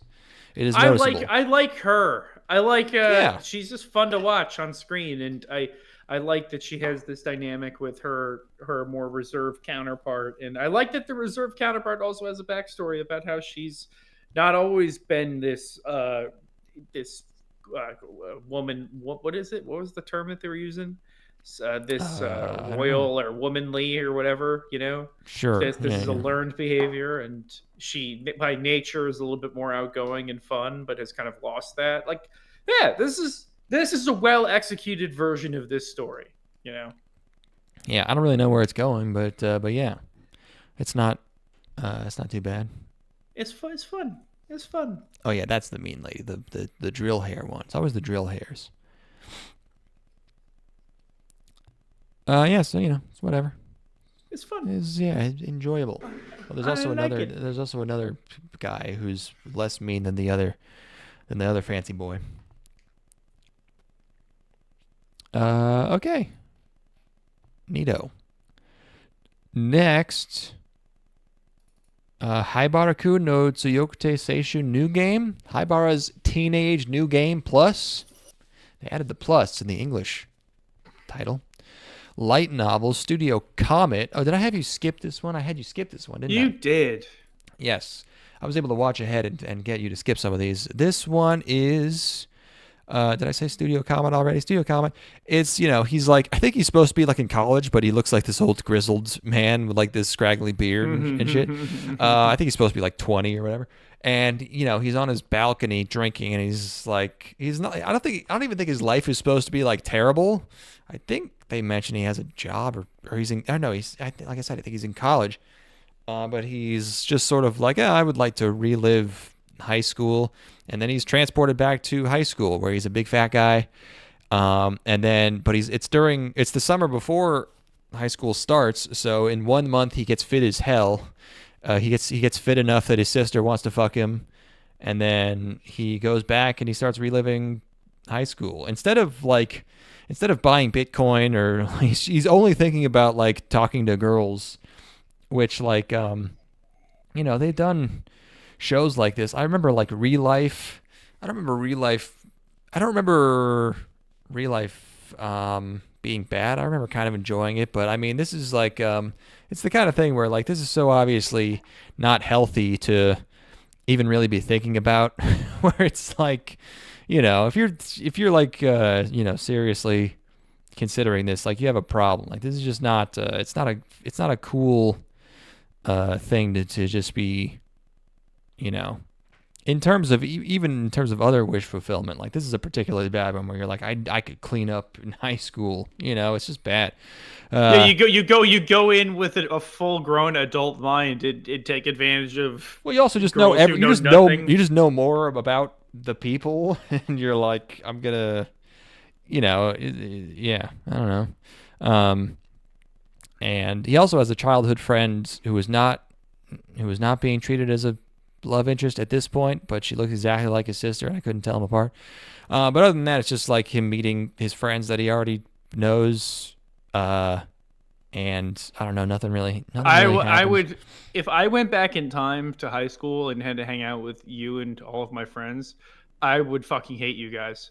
Yeah, no, I would hate everybody. We were so annoying. We were terrible. We were the worst. I would hate every single person in the world, basically. Yeah. I'd be like, everyone's either like a goody two shoes or obnoxious, and there's no in between. And this would be.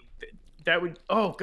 It'd be a good angle if it was just torture. You're just like, oh no, everyone's imagine because you're playing like you're just trying to just exist in this world, and you're clearly over everything and much more intelligent and sophisticated than everybody else. You have to live through Gangnam Style again. Well, you'd have to like fucking bat away like fucking 14-year-old girls who are like, he's so fucking cool, like it's like he knows where all the countries are. That sounds like actual hell. I would rather be. I don't know if you know what 14-year-old girls are into. I don't know. I think that's actually the darker side. Is that what if none of the girls are still? What if the girls that still aren't into you? What if they don't actually think you're cool just because sounds better. Because you know like what a dividend is or whatever. Oh my god, he knows what a 1099 is. Ooh, 1099 MES miscellaneous. Yeah, I'll be way smarter than everyone in high school. That'll get me tons of pussy. That's how it works, right? It's not how it works as an adult. Yeah, well, but I mean, I also give me any like kid in 12th grade and give me like 12th grade math, they're gonna fucking crush me. Like I can't go back I took an SAT test recently to see, and yeah, there was some stuff I was like, damn, I think I only took a math or something. I can't remember. I was taking forever. I was like, this is taking too long. But yeah, it was like okay. I don't know. I probably did worse than I did to the actual SATs. I did well. I did okay on my SATs and then did really well on my ACTs and did absolutely nothing for me whatsoever. I bombed the ACTs so fucking hard. I don't know what happened. I was having a bad day with the ACTs. I should have done way better at the ACTs because I was so good at science all the time. I never needed to study for science for like biology and stuff, and I just fucked up the ACTs so badly. By the time that I took my ACTs, I cared so little about the result that I retained the number, but did not even think about the implication of it at all. I had a 32 on my ACTs. Yeah, like that, which is pretty good. But I also care like the rest of my grades. I never made honor roll in high school because I never did my homework once. I just I was fucking doing my essays like the period before on scratch paper and turning it in like that. Like I don't even, sometimes I think about it, like I did really well in all my standardized tests. And because the system worked because I was clearly too lazy to go to a real school, if they had sent me to like a decent like college, I would not have performed because I would have been not at all interested in doing well. So it worked. They were right. Anyway, yeah. I remember I had an 89 in senior year, like an 89 average, and like I had like three projects in 3 different classes that were due on the last day of school, and no one else turned any of them in, and I turned them all in, and I think I did like reasonably well enough in all of them that like it should have bumped me up to like a 90, like an A average. I don't think anyone graded that shit at all. So I think they just didn't count at all. I probably graduated with an 89 average. I like how I started off talking about this. Like if you have hangups from high school, you're like a fucking loser, and we're just both talking about. Well, we're just have from rapping. high We're school. not. This is not hangups. It's not like I want to go back and change anything. Yes, This no. is more just rapping about we went to the same school and had, similar experiences. But in your case, you cared at all about your grades. Yeah. And I could not. I still have nightmares about oh my God, I was supposed to do this fucking, I was supposed to do this assignment or whatever. This was like a multi-week long assignment. I didn't do any of it, and I was supposed to turn it in. Today's the day it's due.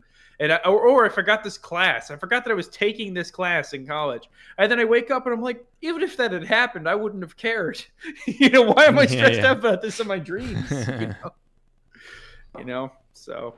Yep. I don't know. God, I mean, like literally, if the ultimate nightmare scenario happened in college, where like, holy shit, I forgot I was supposed to be going to this math class every week. Like, unless it's your like second semester senior year, it literally doesn't make a difference at all. They'd be like, if you're going to a state school, obviously, it's like, okay, well, we'll drop you out of that course and we'll put you on the same thing next semester. Who cares? Yeah. So. Yep. Anyway, but this show's not that good. Next up, Kirio Fanclub. You want to talk about people who are sick? Sick in the head. Yes. Manga Satellite. This show is about some girls who just really like Kirio-kun, and these are in like they're our main characters. We rarely see Kirio-kun. Points for originality, I guess. I don't know if I've ever seen this social dynamic as sort of a main premise before, where it's just you have these two weird fucked up chicks who are both obsessed with the same guy, and they just sort of talk about him and theorize about him and do bad imitations of him all day. And I think part of the joke is that he's basically just like a normal guy. And maybe even like kind of an asshole. I don't really know yet. I was trying to suss out the tone of this. I was like, is this supposed to be creepy? Is it supposed to be like an actual drama? Is it supposed to be a comedy? It's like an extremely dry comedy. It's not that funny. It's almost treated somewhat seriously at points. It's presented in a very sort of matter-of-fact way. It's very odd. I don't know. It's very strange. I find it to be quite effective in that it's created a genuinely interesting thing to watch, where you're like, what do they mean by this? It's like a mystery show, but the mystery isn't the show. The mystery is the show. Are they going to kill this guy? Are they? Yeah, no. Like you could tell me any direction from here, and I'd believe it. It's like. Maybe they're both like super fucked up, and the point of the show is that it's like, this is super fucked up, or more. Maybe it's supposed to be extremely relatable, which I could believe that too. I could totally believe that you're like, you're two people in high school who like the same person, and you're kind of bond over it, and or they're in lesbians with each other.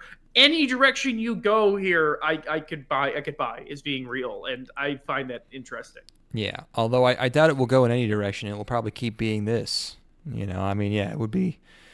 Yeah, you could go some crazy places. You could have them kidnap him, or you could have like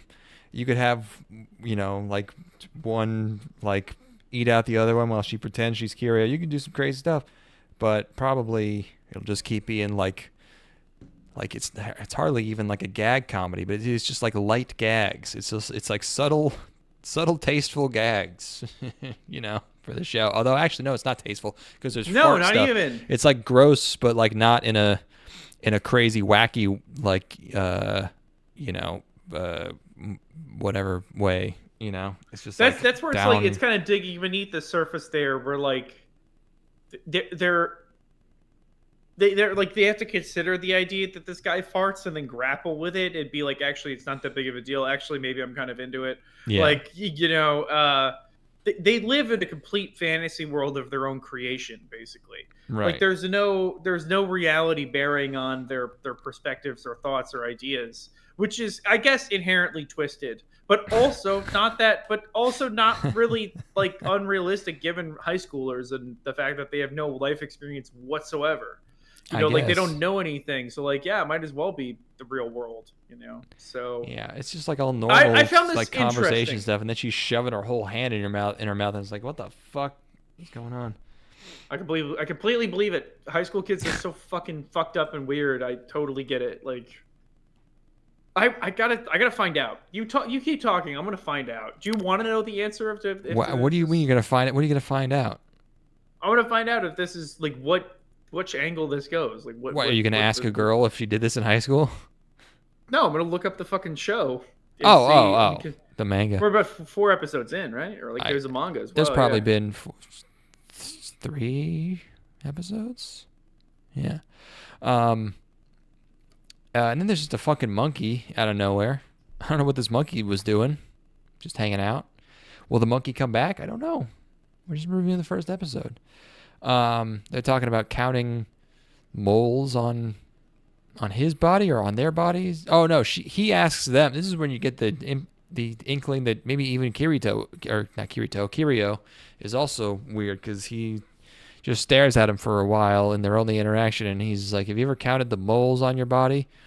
Also, if they really wanted to fuck him, that's when you're supposed to say, no, I'll need you to do that because I can't see my own back. Maybe you'd say it in a sexier way than that, but I mean, that would be sort of the gist of it. See, we're just such good guys, we don't even know how we would seduce high schoolers. Yeah, can't imagine it. Haven't thought about it. Haven't considered it. So yeah, this has an odd tone to it. It is strange. Points for being strange, at least. I'm liking it. I found it entertaining. I kind of just want to know the answer rather than like watch any more of this. But I don't know if there's gonna be an answer, bud. There's always an answer. Given enough time, someone will find the answer. Yeah, I'm gonna ask ChatGPT about that. I'll ask ChatGPT. Yeah, is Kirio Fanclub an ongoing manga? Then probably not much has happened. Shit, I'm making a hot mess here. Okay, Kirio Fanclub. That's what it's called. Oh, the manga did end in 2024. Well, that's weird. Why are they making this now? Damn. There was the manga ran until 2024. It only had 6 volumes.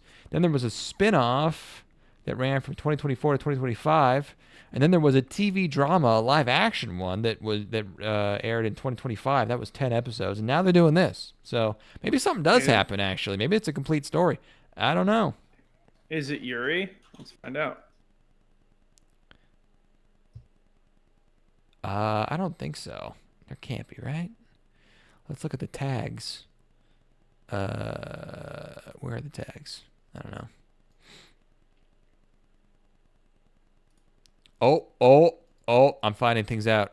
Okay, spoilers. What do we got? No, please. Well, all I see, spoilers. I am seeing Kirio Fanclub on the Yuri Wiki. So. Oh, okay, hold on. Let me see. Maybe it's Yuri bait. Maybe it's just. I don't know, but it is on the wiki. So. There's a Yuri comedy manga.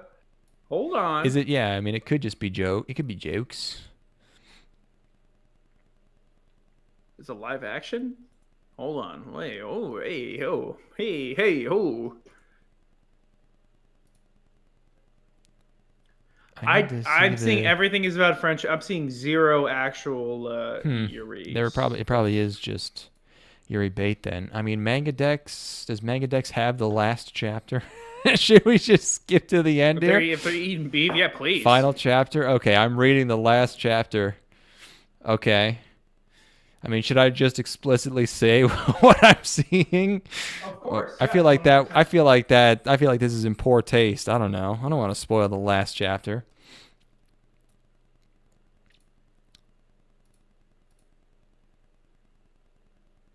My cat really is like kind of on the fence about going outside or not. Is it cold? Well, how about you just set up spoiler tags and then we'll, if you don't want to be spoiled for this thing that you're definitely not going to read all the way through to its conclusion, and the anime definitely won't go far enough to get to the ending, then close your ears. What do we got? Okay, well, okay. In the last chapter, one of them is confessing to Kirio-kun, but then she says, "But that's just a lie." And now we're in a long flashback of them just sort of hanging out together. And there's a joke where the one girl teaches the other girl the anti-diarrhea charm, and she makes a silly face. There's more silly faces. There's hair salon chinpo. That's a penis joke. Okay, someone's getting their hair cut. How many fucking pages is this?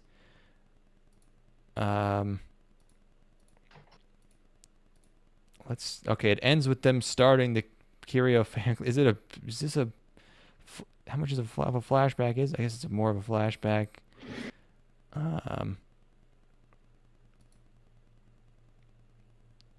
I can't find it. It just, I want somebody to just tell me. I like you, Kirio-kun. Would you like me? No. Would you like us? Ooh. Would you like the three of us to spend our time snacking in a park where we can see the sea clearly?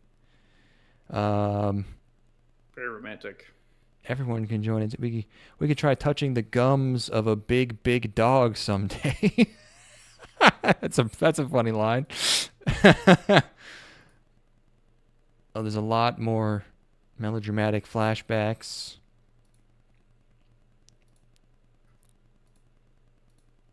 Oh, yeah. Okay. Well, that was pretty anticlimactic. Yeah, I don't know. It doesn't seem like it gets that crazy. It seems as though, and I thought this was alluded to in the first episode that we watched. One of the girls likes the other girl. Yeah. That's the Yuri element of it. And then the other girl likes Kirio. Mm-hmm. And then if the Kirio likes the other girl, then now we get ourselves like a nice kind of fucking... Then we get ourselves a real dilemma. Now we got the cool kind of threesome. Yep. Okay. One where nobody gets to fuck the person they like. Yes. You talk about something. I got to go to the bathroom now. Oh man, I'm gonna talk about my computer. Have fun. So I had a bit of a problemo where my Windows laptop that I purchased for work in like October of last year decided to just completely fucking uninstall Windows from itself. There's no allocation at all on the hard drive. Like there's no boot record. There's no. It is completely unallocated space. I tried everything I could. I had to diagnose the shit out of this because it wasn't like telling me this inherently. Like I eventually had to bring out a USB drive with a Windows install on it, or Windows installer on it. And I opened that, I ran it, I looked at the hard drive. There's nothing on the hard drive. So the hard drive just decided to wipe itself.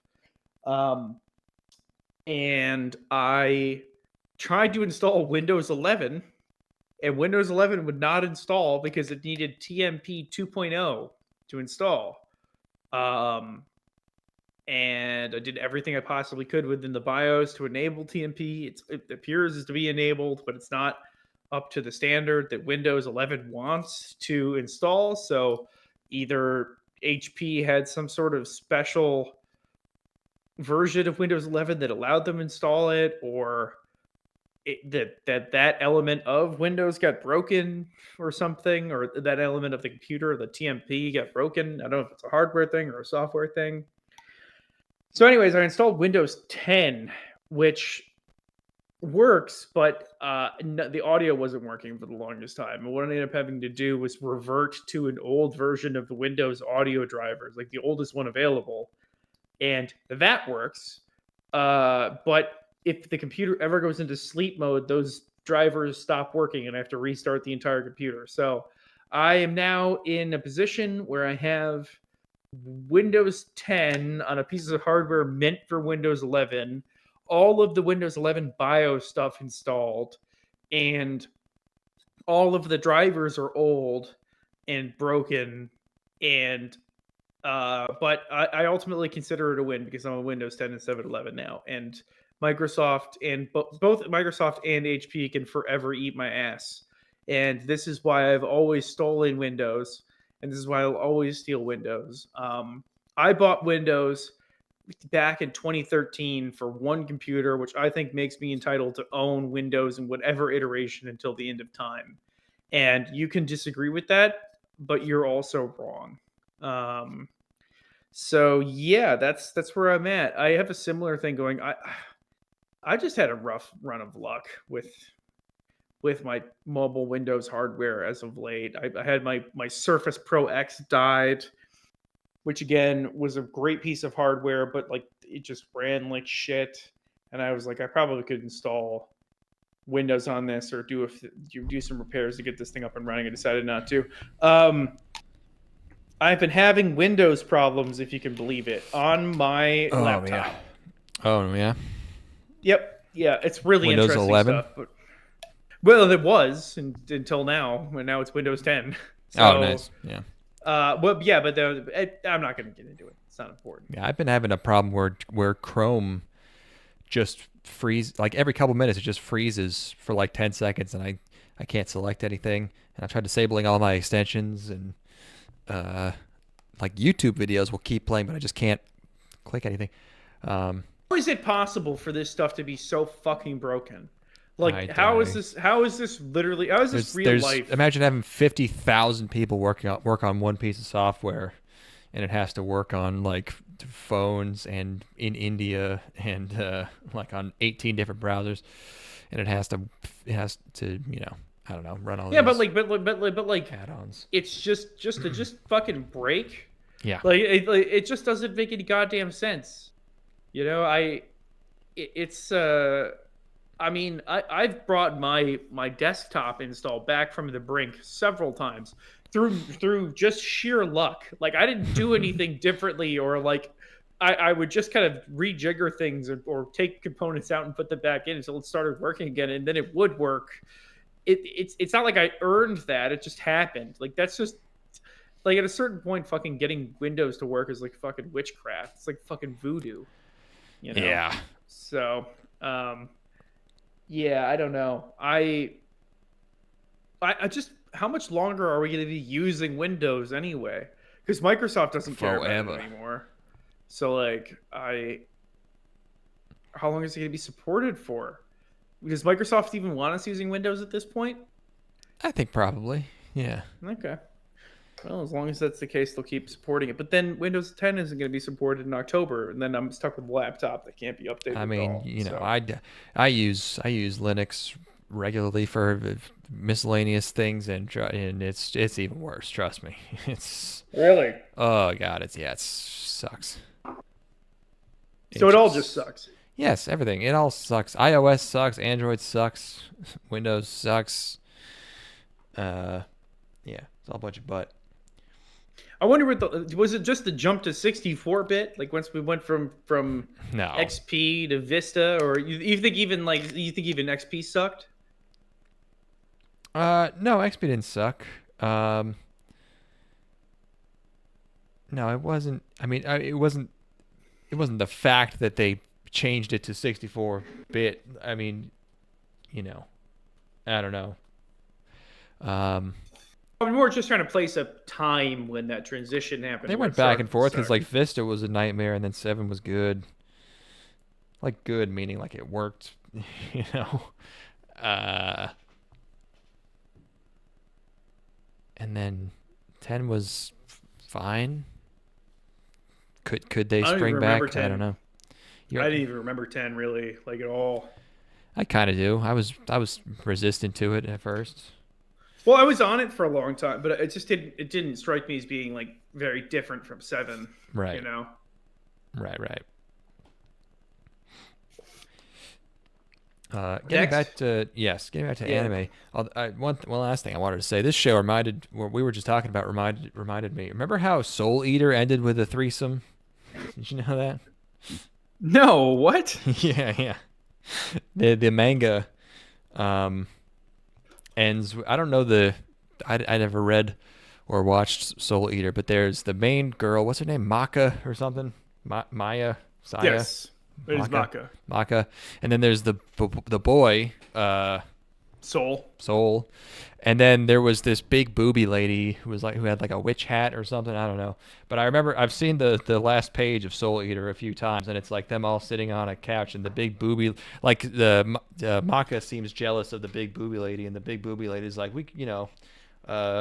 she says some line where she's like, I don't know, we could all get along, or I don't know. It's something where everyone, including people who have read it, are like, it is there's no explanation for this other than they just all fucked. Hell yeah. Yeah, so it's like, all right, cool. I'm gonna look at a Manga Panda real quick and see what's going on in this last panel. You can talk about the next thing. Okay. Hold on. Should I put? What did she say? It's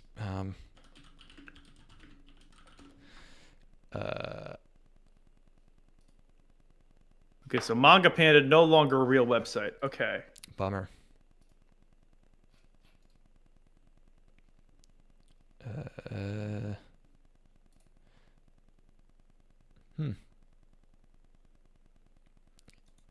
Yeah, I can't find it either. I don't know. But that's what happens, I swear. The next show, Mata Korosarete Shimatta no desu ne Tantei-sama. Killed again, Mr. Detective?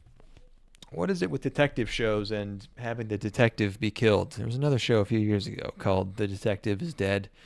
Stop killing these detectives, man. They're important for the plot.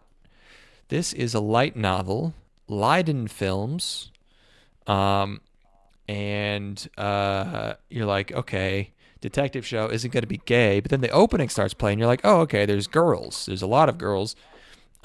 These are some anime-ass girls, by the way. This character design is like late 2000s, early 2010s classic. This show, like this show, the character designs are so silly, and the plot is so slightly wacky that it gave me like Hidan no Aria vibes. I was like getting a whiff of Hidan no Aria. Not actiony enough though.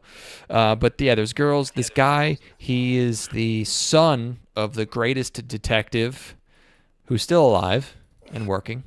And he's working, and he has this maid who sniffs his clothes. And did I have you skip this one? You did, yes. Oh, you did. Okay. But yeah, he gets. Oh, I'm hearing myself, by the way. I think your headphones might be too close to your mic. Oh, I'm sorry. Let me turn myself down. Yep. But he mentions a 9-year-old girl has hijacked an airliner, and then I realized, oh, that's the case his dad is working on. His case is they go on a cruise ship because they're investigating some rich guy who's been ordering strange things or something. I don't know. It's an anime-ass anime. You just look at this. And so they're on this cruise ship. They meet this other detective guy, and they kind of, I had to check to make sure this was episode 1 because I was like, are we supposed to know this guy? Because they just kind of they have this interaction with him that implies that I'm supposed to know who he is, but I don't. Looks like fucking Bud. Holy shit! It doesn't look great. Yeah, this looks awful. No, yeah. Oh man. The cruise ship has like a circus on it that he watches, and he's like enthralled by the circus, even though he's supposed to be. I caught that frame because this frame does look worse than the rest of the show. I just thought this was a funny angle. And so he's investigating. He meets. There's also a movie actress on the cruise ship that he meets because she's crawling through the vents looking for a cat, and she falls through the vents into the boys' bathroom. As movie actresses do. Yeah, often. She's a ditzy, Genki movie actress, and then he's going through the ship's, cargo bay or whatever, looking for a lost cat, and he finds a dead guy, and then he dies. He gets stabbed by not a clown, a Pierrot, which is a clown but crying, And you're like, oh, at this point you've forgotten. Oh, right, the detective is killed, so he dies, but I guess he doesn't die because he has some kind of. They don't explain it because it's going to be in episode 2, but he has some kind of power, or so he doesn't die or whatever. And it's not very good. He got special don't die powers. He's got special don't die powers. There's a quaintness to this. This is the sort of the lost art of garbage original show. Yeah, it's just like the designs being so anime, Yeah, this is Especially. Early 2010s kind of looking thing here. Like Yeah. he looks like butt. Her hair, she's got so many design elements in her hair where it's like she has bangs, the sides are uneven, she has a couple of curls coming down from the back. She's got the detached hairs sleeves, off the her top. pits are out, she's got the bow with a gem, she's got like a vest, she's got lace, she's got a collar. Yeah. She's got the ahegao. Wait, no, the ahoge. Yeah. A lot of scout gloves. Yeah. Oh yeah. But we almost need to have like oh gosh, who's the comic book artist that does the big stupid muscle guys? Oh, I forget his name. Lee. I have to look it up. No, wait. I'm gonna remember. I'm gonna remember right now.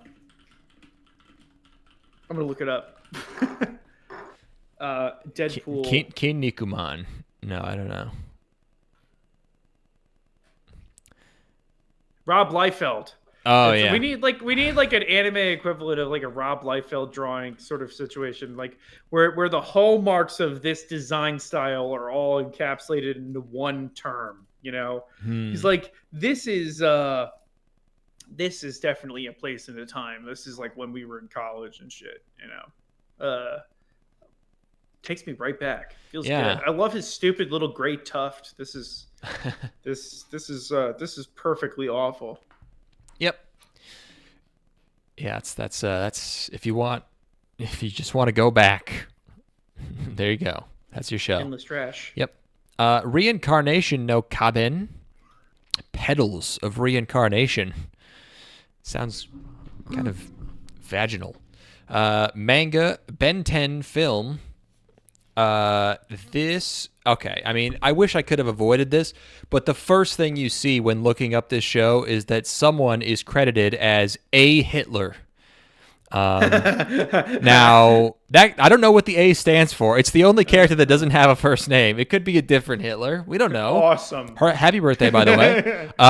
Yeah, so it's another one of those. But even the premise, a lot of this gave me Nobunaga vibes, which I'm always grateful for. I'm always happy to be reminded of Nobunaga. Nobunaga of 2016. Is this year's Nobunaga? It definitely is. I would be surprised if there's another show this year that is more Nobunaga than this. It will be more Nobunaga than Nobunaga because this is pretty fucking Nobunaga. The thing is that this is so chuny. In a way that Nobunaga is not. Nobunaga's pretty fucking chuny, dude. No, but this has got aesthetic chuniness. This has got. it has. I guess rose petals are pretty chuny. Yeah. It's got like the way that they do like the very deliberate pop art style with like silhouettes and doing things in a very like punchy graphic way. Yeah, Nobunaga is like metal riffs chainsaw chuny, whereas this is more of a classic chuny where it's just like you're doing poses and stuff is coming out of you. Yeah. This is normal chuny, and then Nobunaga is autism chuny.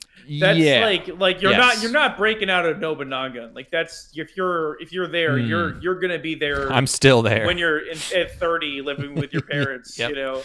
Whereas this is something that you like when you're 13 if you're normal, Right. And I like this now, and I am normal. So yeah. This is chuny max and just crank it all the way to 11. Come on, what kind of sourpuss tight on? Yeah. What kind of sourpuss do you have to be to not like this? Yeah, it's another historical figures come back as fighters show. It has some weird style to it. There's a lot of silhouette shots. There's stark colors. Yeah, I mean, some of the colors are kind of gaudy, but a lot of it looks weirdly not bad. It's like stylized.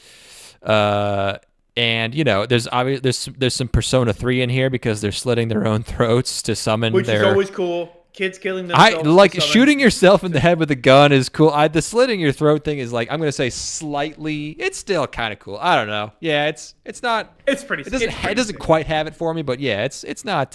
Whichever one you see first will be the one that you think is cool. That's probably true. Yeah. This is like it is equally as cool. I think. The gun has the mechanical element of the gun, and the knife is not as cool looking as the revolver, but like. It's a revolver, or they each have their own gun, right? I think one of them's got like a 1911, one's got a revolver. Yeah, they're like regular guns. I don't know if anyone has a revolver. I forget. But yeah, this has got all the elements you want, man. This has got hardcore violence. This has got not like on screen, but implied hardcore violence. It's got really interesting art style. It's got you got powers that have names. They're naming their powers and saying them out loud while they use them. You have John von Neumann as like a bridge bunny like commander. Yes. She has names for her swords. Oh yeah, and also is a lolly.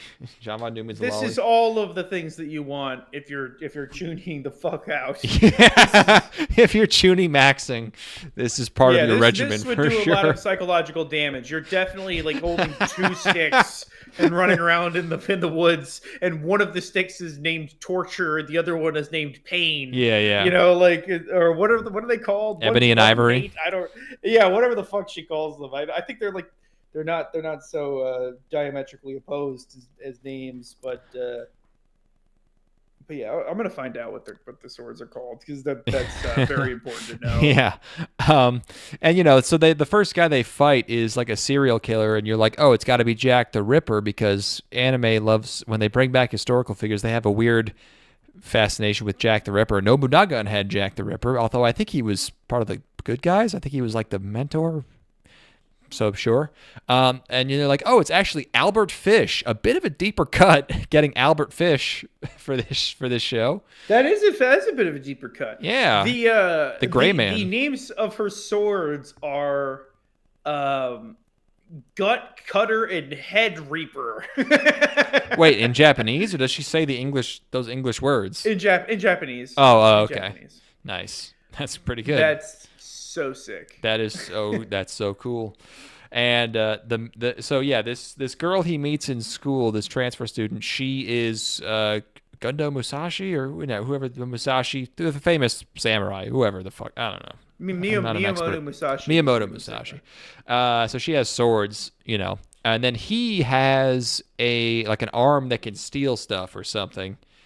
And at first that seems useless, and then later they're fighting Vlad the Impaler, which I love in these shows. They have, obviously, I just displayed my surface level understanding of these historical figures, but they also have like a surface level understanding where they're just like, oh, Vlad the Impaler, well, he impales people. Like I don't know if Vlad the Impaler ever actually fought anyone. Maybe he did, but I don't know. He tortured people by impaling them. So him personally, or did he have other people do it? He ordered people to be put on spikes. Okay, all right, well, okay, fair enough. Yeah, it's close enough. I just to spurg out a little bit here. Yeah.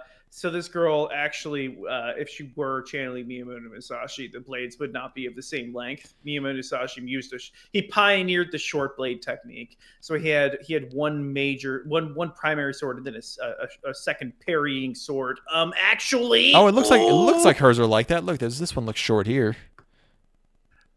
I don't know if that's just I don't know if that's just perspective, but let me look at some promo art. Let me really dig in here. Yeah, that should probably be it should be on the poster. Do we know who the protagonist has gotten his skill set from?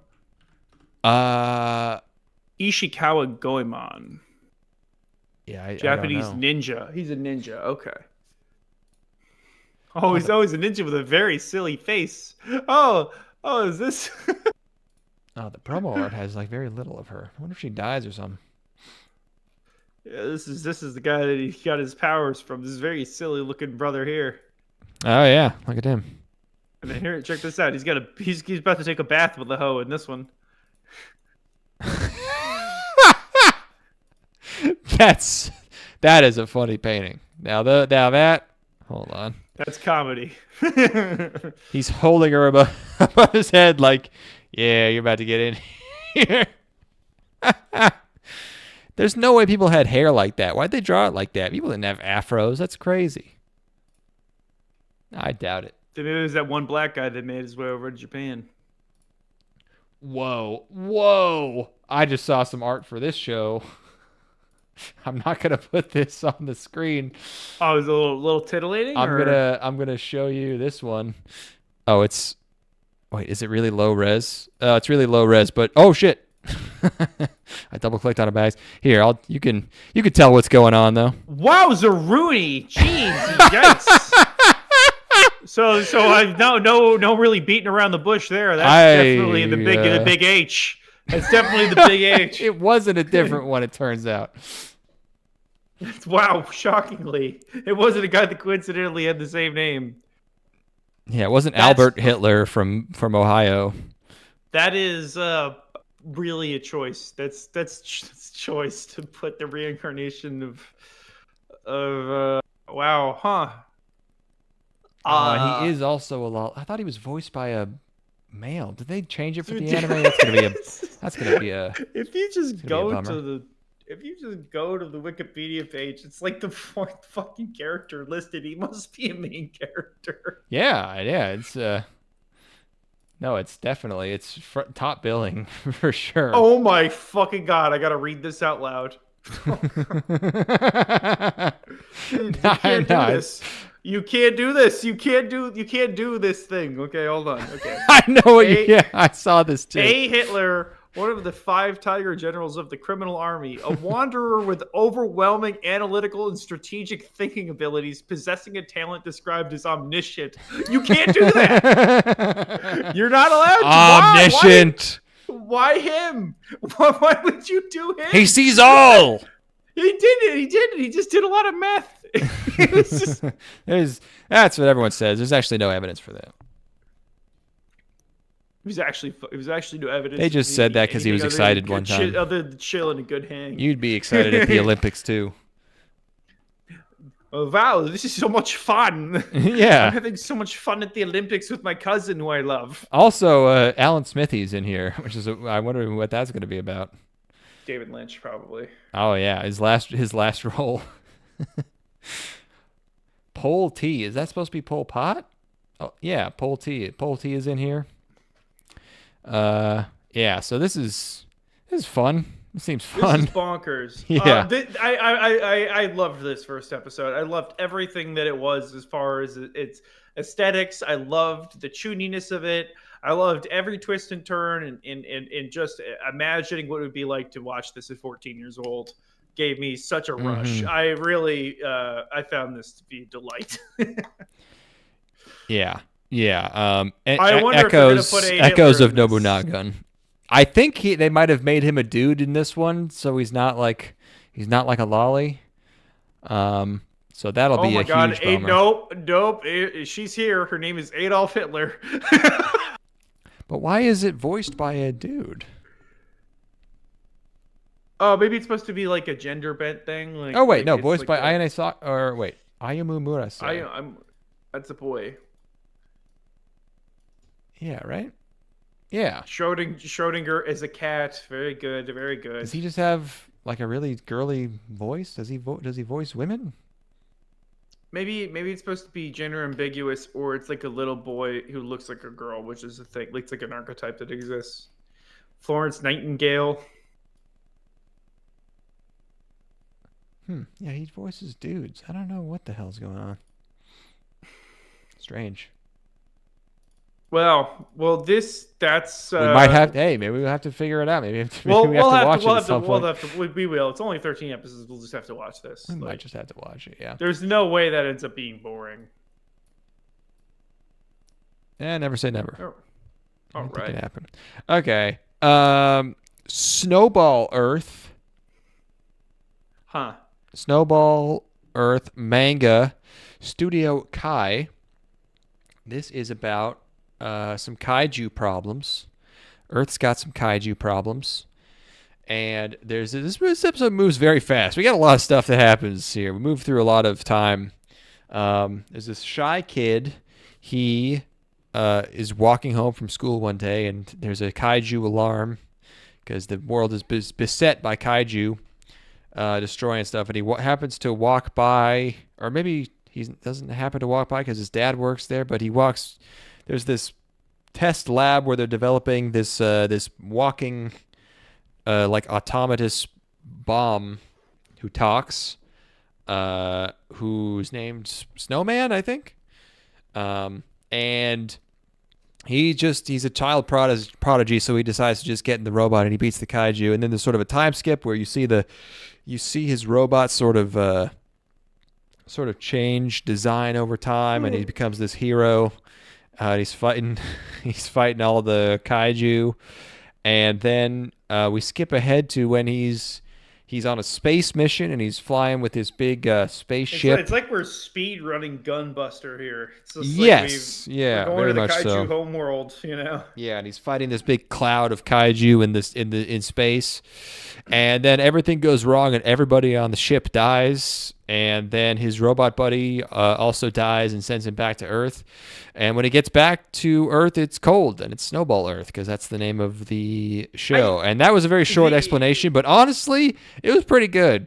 The people on the ship are so designed that it's shocking that they die. Yes. Like yeah. they have so much character design. You're like, when the ship blows up, you're like, holy fuck, really? Like these people just got eaten. And then there's a part where like one of the eated them. And then and like their ship shuts off and it's fucked up, and then one of the kaiju is like flying towards their cockpit, getting bigger and bigger, and you realize how huge it is, and it is very effective. And the robot saying goodbye to him is very it's what's actually speed running is a Suisei no Gargantia kind of the robot sacrificing itself for him. This has got the dumb looking monsters killing you is way more they are dishonorable. I would say you could have made them a bit less stupid looking. Japan loves its stupid looking world destroying monsters. This is basically what Godzilla be looking like in Godzilla Resurgence. It's the early form in Shin Godzilla. Yeah, Shin Godzilla. Yeah, the Godzilla Resurgence. Yeah, this is what they changed the name to here. With the big bulging eyes, very very just geeked out looking. Yeah, it's shockingly good. I kind of is this a very effective mix of CG and 3D? A lot of this is 3D. Even him in the cockpit is 3D. It's really good looking. 3D. Very seamless. Yeah. Yeah, like he looks very good, and I was almost wondering, I'm like, is this the motherfuckers that be working on them Dragon Balls? Because the Dragon Ball stuff in modern times relies a lot on 3D, but it looks quite good. But no, it doesn't seem like that's the case at all. No. Just really effective combination. The establishing shot of the ship, it's got like a really cool design. It's got good shading. There's a lot of care put into this thing that's going to get they just blow it up instantly. Yeah. Like characters have like little character moments on the bridge. You've got like a black girl with dreads, and she's blowing bubbles. And I forgot about that. She was. You can discern her attitude just from her essence from like 2 shots. It's kind of amazing, really. I guess. I bet the storytelling from here on out is pretty fucking good. Like if they're putting that much care into just one-off characters that die in a single scene, like you would think that they're going to put that much effort into the rest of the cast. And I'm looking at like the promo art, and the other characters seem to have really good designs, and I think you could even just kind of gauge their essence based on the promo art. So it didn't at all seem like something that would have grabbed me, but I ended up finding it compelling. Yeah. This was like a kind of complete emotional arc just in one episode. Studio Kai also, by the way, did Sentenced to Be a Hero, that insanely animated 40 hour-long thing from last season that that's I right. think is still, is that, oh, that was only 12 episodes, okay, but yeah, so they're doing some high effort stuff. But yeah, this was good. This was a good first episode, although I feel like, it's one of those episodes where the rest of the show is going to be very different from everything that happens in this, because everything we saw in this is gone. The Earth, the robot, so yeah, but they were able to do this much with just the one episode for all this stuff. I know, so, yeah. I bet they're probably gonna pump out, because it just feels like a really good. I trust it. I trust this show. How about that? That's where I'm at. I trust this to continue to be good. Not half bad. Okay. How about Akane-banashi? Yes. A manga. How about it? Manga about Rakugo. We finally got another Rakugo show. We still haven't. We've never covered that show from maybe 5 or 6 years ago. No, Rakugo Shinju. Did you finish that? I never finished it. I watched the first season and I watched like half of the second season. But it was extremely good.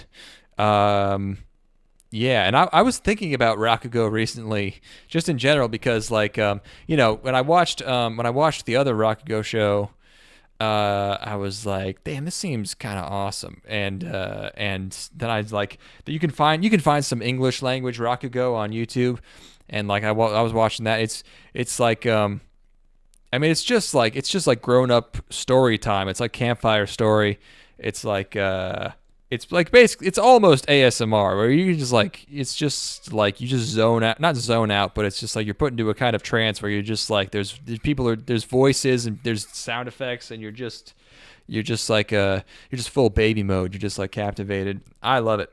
Well, it's there's something to people maintaining an art like this, like just something that should not exist at this point. Well, yeah. Well, that's one of the weird things about these shows, like in these Rakugo stories, is the villain is always tradition, and I'm like, isn't that the whole point? Like, I feel like this wouldn't exist at all without that. But the bad guy is always a guy who's like, we have to keep doing it the same way, and it's like because if you stop doing it the same way, it would just become like movies or like Twitch or something. I don't know. Well, I guess it's basically there's an element of like, well, we have to keep this compelling to modern audiences. It's the tension between maintaining the purity of the art form and adapting with the times. It's just so uniquely Japanese in its form, and the dedication to it, like your life hanging in the balance of this one performance that's basically just telling like a series of gags, is always interesting to look into this world and just kind of imagine, Yeah, it's also extremely Japanese in the sense that like, yeah, it's just this sort of silly thing, but it's like, you have a master and you're in this like guild basically, and there's ranks, and it's all extremely serious. But yeah, it's about this guy. He's sort of he's been doing Rakugo for over a decade. He's he's whatever the rank is before you start like actually getting paid and being like a real guy, and he's working towards that. He has a daughter. He has a sassy daughter who's very fiery. She kind of gets into spats in school, and here we have her. She's recounting a classroom kind of fight she had to her teacher or her principal. She does it via Rakugo, which is which is funny. And he shows up and kind of settles things. He calms her down. He has such single dad energy, but then it turns out she has a mom. There is just a wife involved. She has her mom's still in the picture, which I was surprised by. But yeah, he's working very hard to become a whatever it's called, the top build Rakugo. He's putting so much effort into this silly bullshit. Yeah. It's almost like your dad. Campfire stories. where his wife is really his wife is really wealthy, and he just gets to go buy a bunch of dead batteries that can't. And his dead batteries is Rakugo. Yeah. And she really looks up to him. She loves Rakugo. Like all teenage girls do. And he does his big sort of show that's his what's the word where you try out for something, his tryout or whatever, and his peers also do audition, perhaps. Audition, yes, thank you, basically. And then the big nasty old guy comes on stage and he says everybody's fired. Which is, again, it's sort of like compared to the other Rakugo show, Showa Genroku Rakugo Shinjo, I believe was the title. This is a bit more over the top, a bit more cartoony, because it's just everything turned up a bit higher. Like the cranky traditionalist guy is like just firing everybody, even though there's like 1,000 people maybe who do Rakugo, and he's firing 1% of them.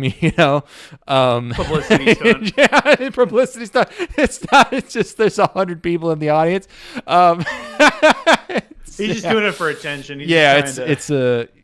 It's a work. It's a Yeah, it's kayfabe. He's doing it's kayfabe. Yeah, it's a Rakugo kayfabe. Oh, it's so sick if you crashed another Rakugo performance. Oh yeah. I object. So yeah, then she decides to become. Oh, fucking doing big silly voices. A Rakugo S. She was cuter before the flash forward. They gave her fucked up. They gave her crazy hair. I don't know. Let me look at the crazy hair. Where is it? Here. Let me be the judge of this. They made her like kind of skunky looking. I don't know. They made her look like that ice skater lady. Oh man, don't be talking about Elisa like that. Don't. Oh, that's my that girl. Her name? I forget. That's my girl. Yeah, she's gross. No, dude. No, she's not. She's no, that fucking lip thing. The lip trident. I want to suck on it. No, I want to suck on the lip trident. No, I want you to put it in my mouth and play with it. No, what are you talking about? I want to put it on my lip as well, and then we're attached by our lips, and then we have to walk everywhere sideways. No, we have to walk everywhere connected at the lip. It'd be so inconvenient. No, don't do it. It would be like when you get your braces stuck together, when you're a kid. No. It's the same sort of thing. Yeah, but it would be us. It would be hot because it'd be the two of us, and she loves me. So I support her in her. I would be there in the stands for her, and I would be like cheering her on and be like, "You're doing so good, honey." And I think it's so amazing that you found a new way for yourself in this world that seems to only have one possible way. And I think you're inspiring, and there's going to be a generation of kids that look up to you as a role model. Well, and then she gives you a big spiel about how, she doesn't need your validation, and you're actually You're so right. You're so right. You're so right. You're so right. It's thank so you. true. Thank you for holding me accountable, Queen. I will never do that again. You're so right. You're so right. Oh my God. I'm so sorry for speaking out of turn. I forgot to mention this whole time I've got a leather dog mask on. You have a leash. You disgust me. I hate you. No. Try to hump her leg.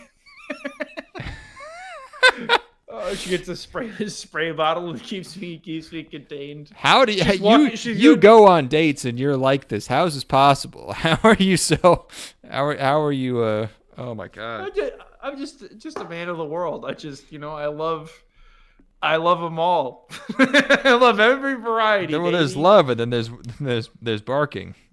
You know. Oh yeah, no, that's I can't help it. I want to be tamed. Someone has to keep me under control. Somebody stop me. Somebody stop me before I stop myself. Oh fuck. Okay. Anyway, well, yeah. So great. Now that we've established this, no. I'm liking it. I'm liking it. The first episode's great. It was pretty good. A little silly, but sure. Yes, I like the silliness. I was very generous with everything this season, and this gave me enough. This was like. Mm-hmm. I'm sold. Thank you. Give me the firing. Just like kicking everybody out of the school. Everyone being expelled is Everyone like being such a 35-year-old man. So sick. So sick. I love it. It's like these are the biggest losers in the world, and you've taken the only thing that gives their lives meaning from them out of spite. When you have a dying art form, it's just like so perfect. Yeah, man. Women are still giving Timothée Chalamet shit after like months for saying no one wants to see ballet anymore. Sorry, this just reminded me of that. People are so mad at the Shal. I don't know. Yeah, I was actually predisposed to be mad at him because I think he's a total. Oh, because you saw the. Yeah, I think he's he's just so far in over his head and not at all capable of living up to the expectations that he set for himself and the expectations he's trying to set in the world. And I'm like, well, why don't you fucking get good at your field before you start like talking about, because every single person who's like performing in a ballet somewhere in America right now is better than you are at acting. So, like, please, like, get good enough at acting to start throwing shade at He didn't say he was good at... He just said that people don't go to see it, which is objectively true. I didn't say it was rational. I've just said that was where I was coming from when I heard it.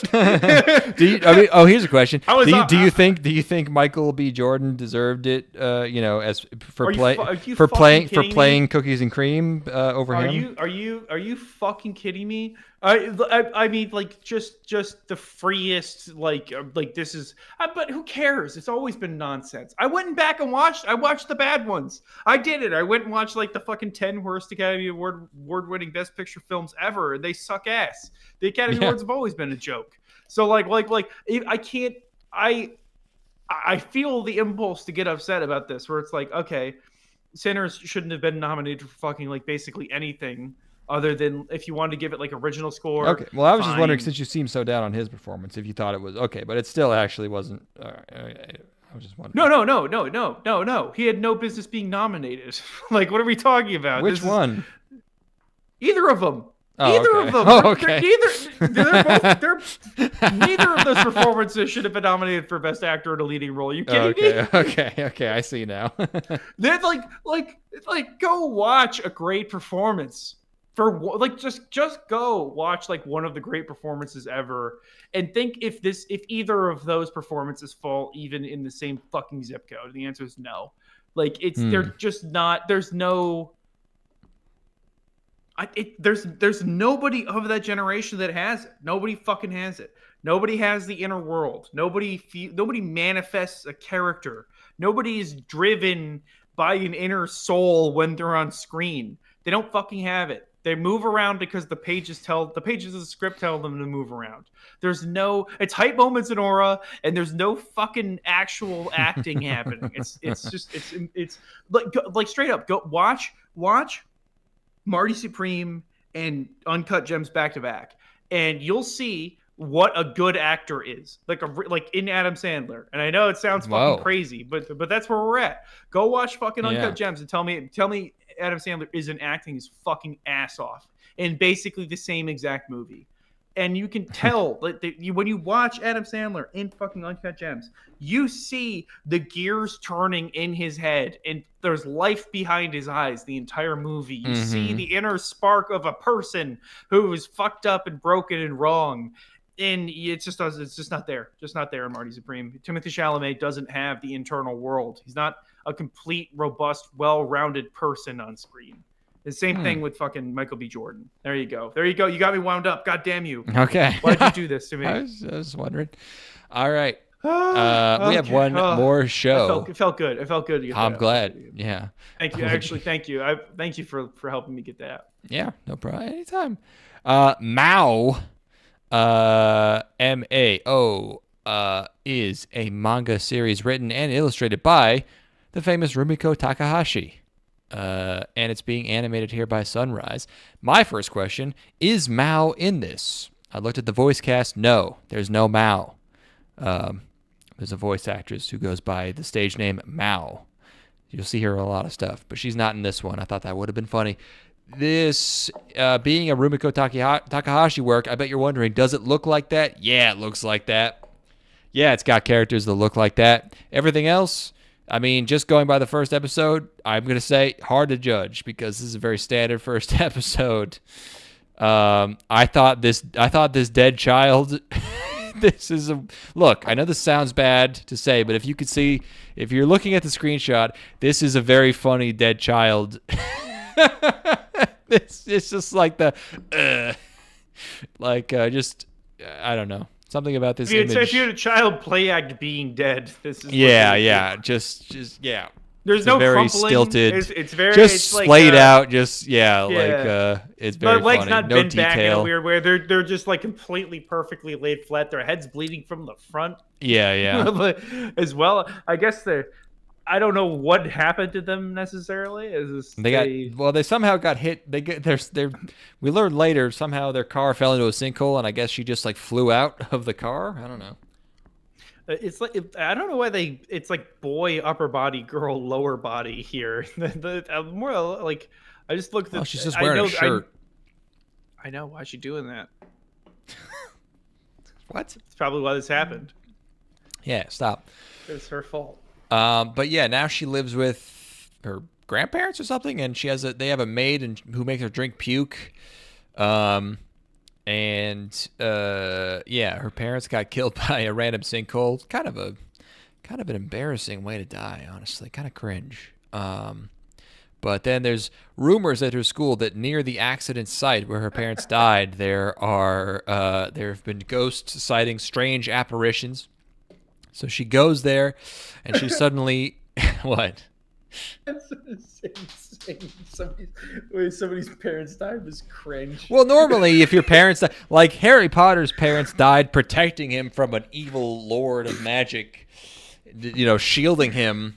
And her parents were driving 35 kilometers per hour down a Japanese road. It just fell into a sinkhole and just smashed against the dashboard and just keeled over. Car accident, completely normal way to die. No, not a car accident. It's the fact that it's a sinkhole. Like if it were a regular car accident, if they got T-boned, yes, that's horrible. But it's a sinkhole that makes it funny. Like the ground just swallowed them up and they died. Like that's pretty embarrassing. I gotta say. When you explain it like that, it's just like so arbitrary. It's so unavoidable, and it's just like kind of pathetic, My husband was at the construction site that he always worked at. The crane collapsed on him. Kind of cringe. No. It's more like it's like if the chocolate fountain at a wedding malfunctioned and shot you in the face with molten chocolate. I'm suffocating. It's like an unfortunately just like silly cartoonish way to die. Like you just drop into the ground when it opens up.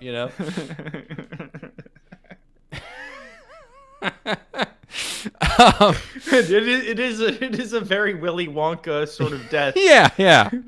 You fell into the you fell into the pit. The river. Oh, that's the dark chocolate pit. That's where we get all the darkness from. It goes into every bar we make. Anyway. So yeah, she gets transported into the past seemingly, and so far this is like very. It's very sort of mystical and very Japanese, but then it's like, holy shit, a giant praying mantis And then it's this guy. He shows up. Rumiko Takahashi, sword guy, shows up and kills the giant praying mantis, and the problem is solved. And then she's like, "Oh shit, my hand is gone." But then it gets fixed, and then he fights a big bear thing, and she also starts getting weird. Her eyes start glowing, and she gets fangs. I don't know.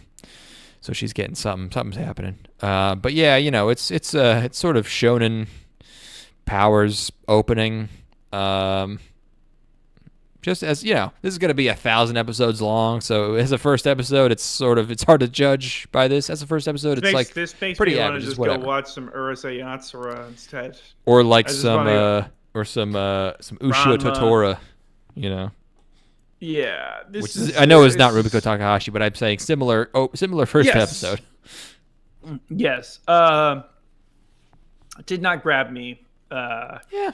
Not just kind of been here and done this. I think. As a first episode, at least, yeah. But like, it doesn't have the sexy alien girl in the bikini top. Not so yet. That's really it's kind of gonna compromise my enjoyment, I think.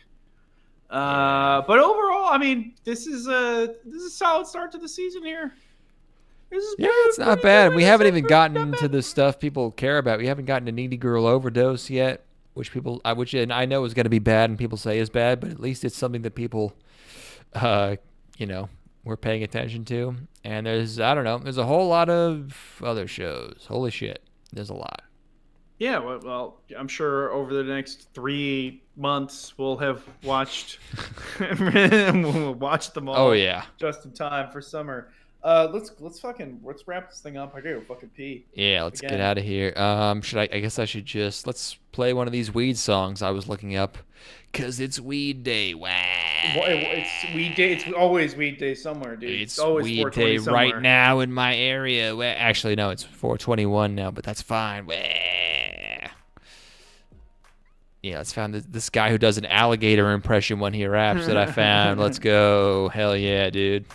They're completely harmless. They've got no venom. They're frog eaters. A sign of toughness. I am so tough. Stay away. Stand by for part 2. Dropping all these haters like you never believe. There's no more hinder to my grinder moving stem from the trees. Snapping like a gator on whoever I please. I'm Steve, throwing on the mic a crocodile underneath. Ready to strike, but I'm here for the peace. Don't you ever talk about me, keep my name on your teeth. Snapping like a gator on whoever I please. I'm Steve, throwing on the mic a crocodile underneath. A rhyme different on the beat when I'm puffing my weed. A slow burn in my lungs of the melody speed. No time to get it clean, a little grime in my piece. Too many goals to complete another bowl guaranteed. High on repeat, but my mind stays deep. So don't you get it twisted while we're turning up the heat. Bong on the scene, all the clouds I release. Like the hot box camouflage the words that they speak. Dropping all these haters like you'd never believe. There's no more hinder to my grinder moving stem from the trees. Snapping like a gator on whoever I please. I'm Steve, throwing on the mic a crocodile underneath. Ready to strike, but I'm here for the peace. Don't you ever talk about me, keep my name on your teeth. Snapping like a gator on whoever I please. I'm Steve, throwing on the mic a crocodile underneath. Gator strap on the watch, gator leather on the belt. When I'm walking down the block, know my presence will be felt. You got any sock, I don't like to kiss and tell, but if I ever have to use it, I'll pin it to your lapel. From the applause and the laughter, I just focus on my matters. Rare art is what I'm after, I can give it to you faster. And my pocket's getting fatter, turning pages into chapters. I'm a master, make them scatter with the alligator snapper. Dropping all these haters like you'd never believe. There's no more hinder to my grinder moving stem from the trees. Snapping like a gator on whoever I please. I'm Steve, throwing on the mic a crocodile underneath. Ready to strike, but I'm here for the peace. Don't you ever talk about me, keep my name on your teeth. Snapping like a gator on whoever I please. I'm Steve, throwing on the mic a crocodile underneath. Ballistics I oppose, copying lyrics that I wrote. Hieroglyphics on the low, I'm shooting missiles on my throat. Voodoo at the show, evolving riddles in a code of simple lyrics in a flow while I recite inside the snow. They're completely harmless. They've got no venom. They're frog eaters. A sign of toughness. I am so tough. Stay away from me or I'm gonna bite you. Dropping all these haters like you'd never believe. There's no more hinder to my grinder moving stem from the trees. Snapping like a gator on whoever I please. I'm Steve, throwing on the mic a crocodile underneath. Ready to strike, but I'm here for the peace. Don't Don't you ever talk about me, keep my name on your teeth. Snapping like a gator on a Weber, please. I'm Steve, throwing on the mic, a crocodile underneath.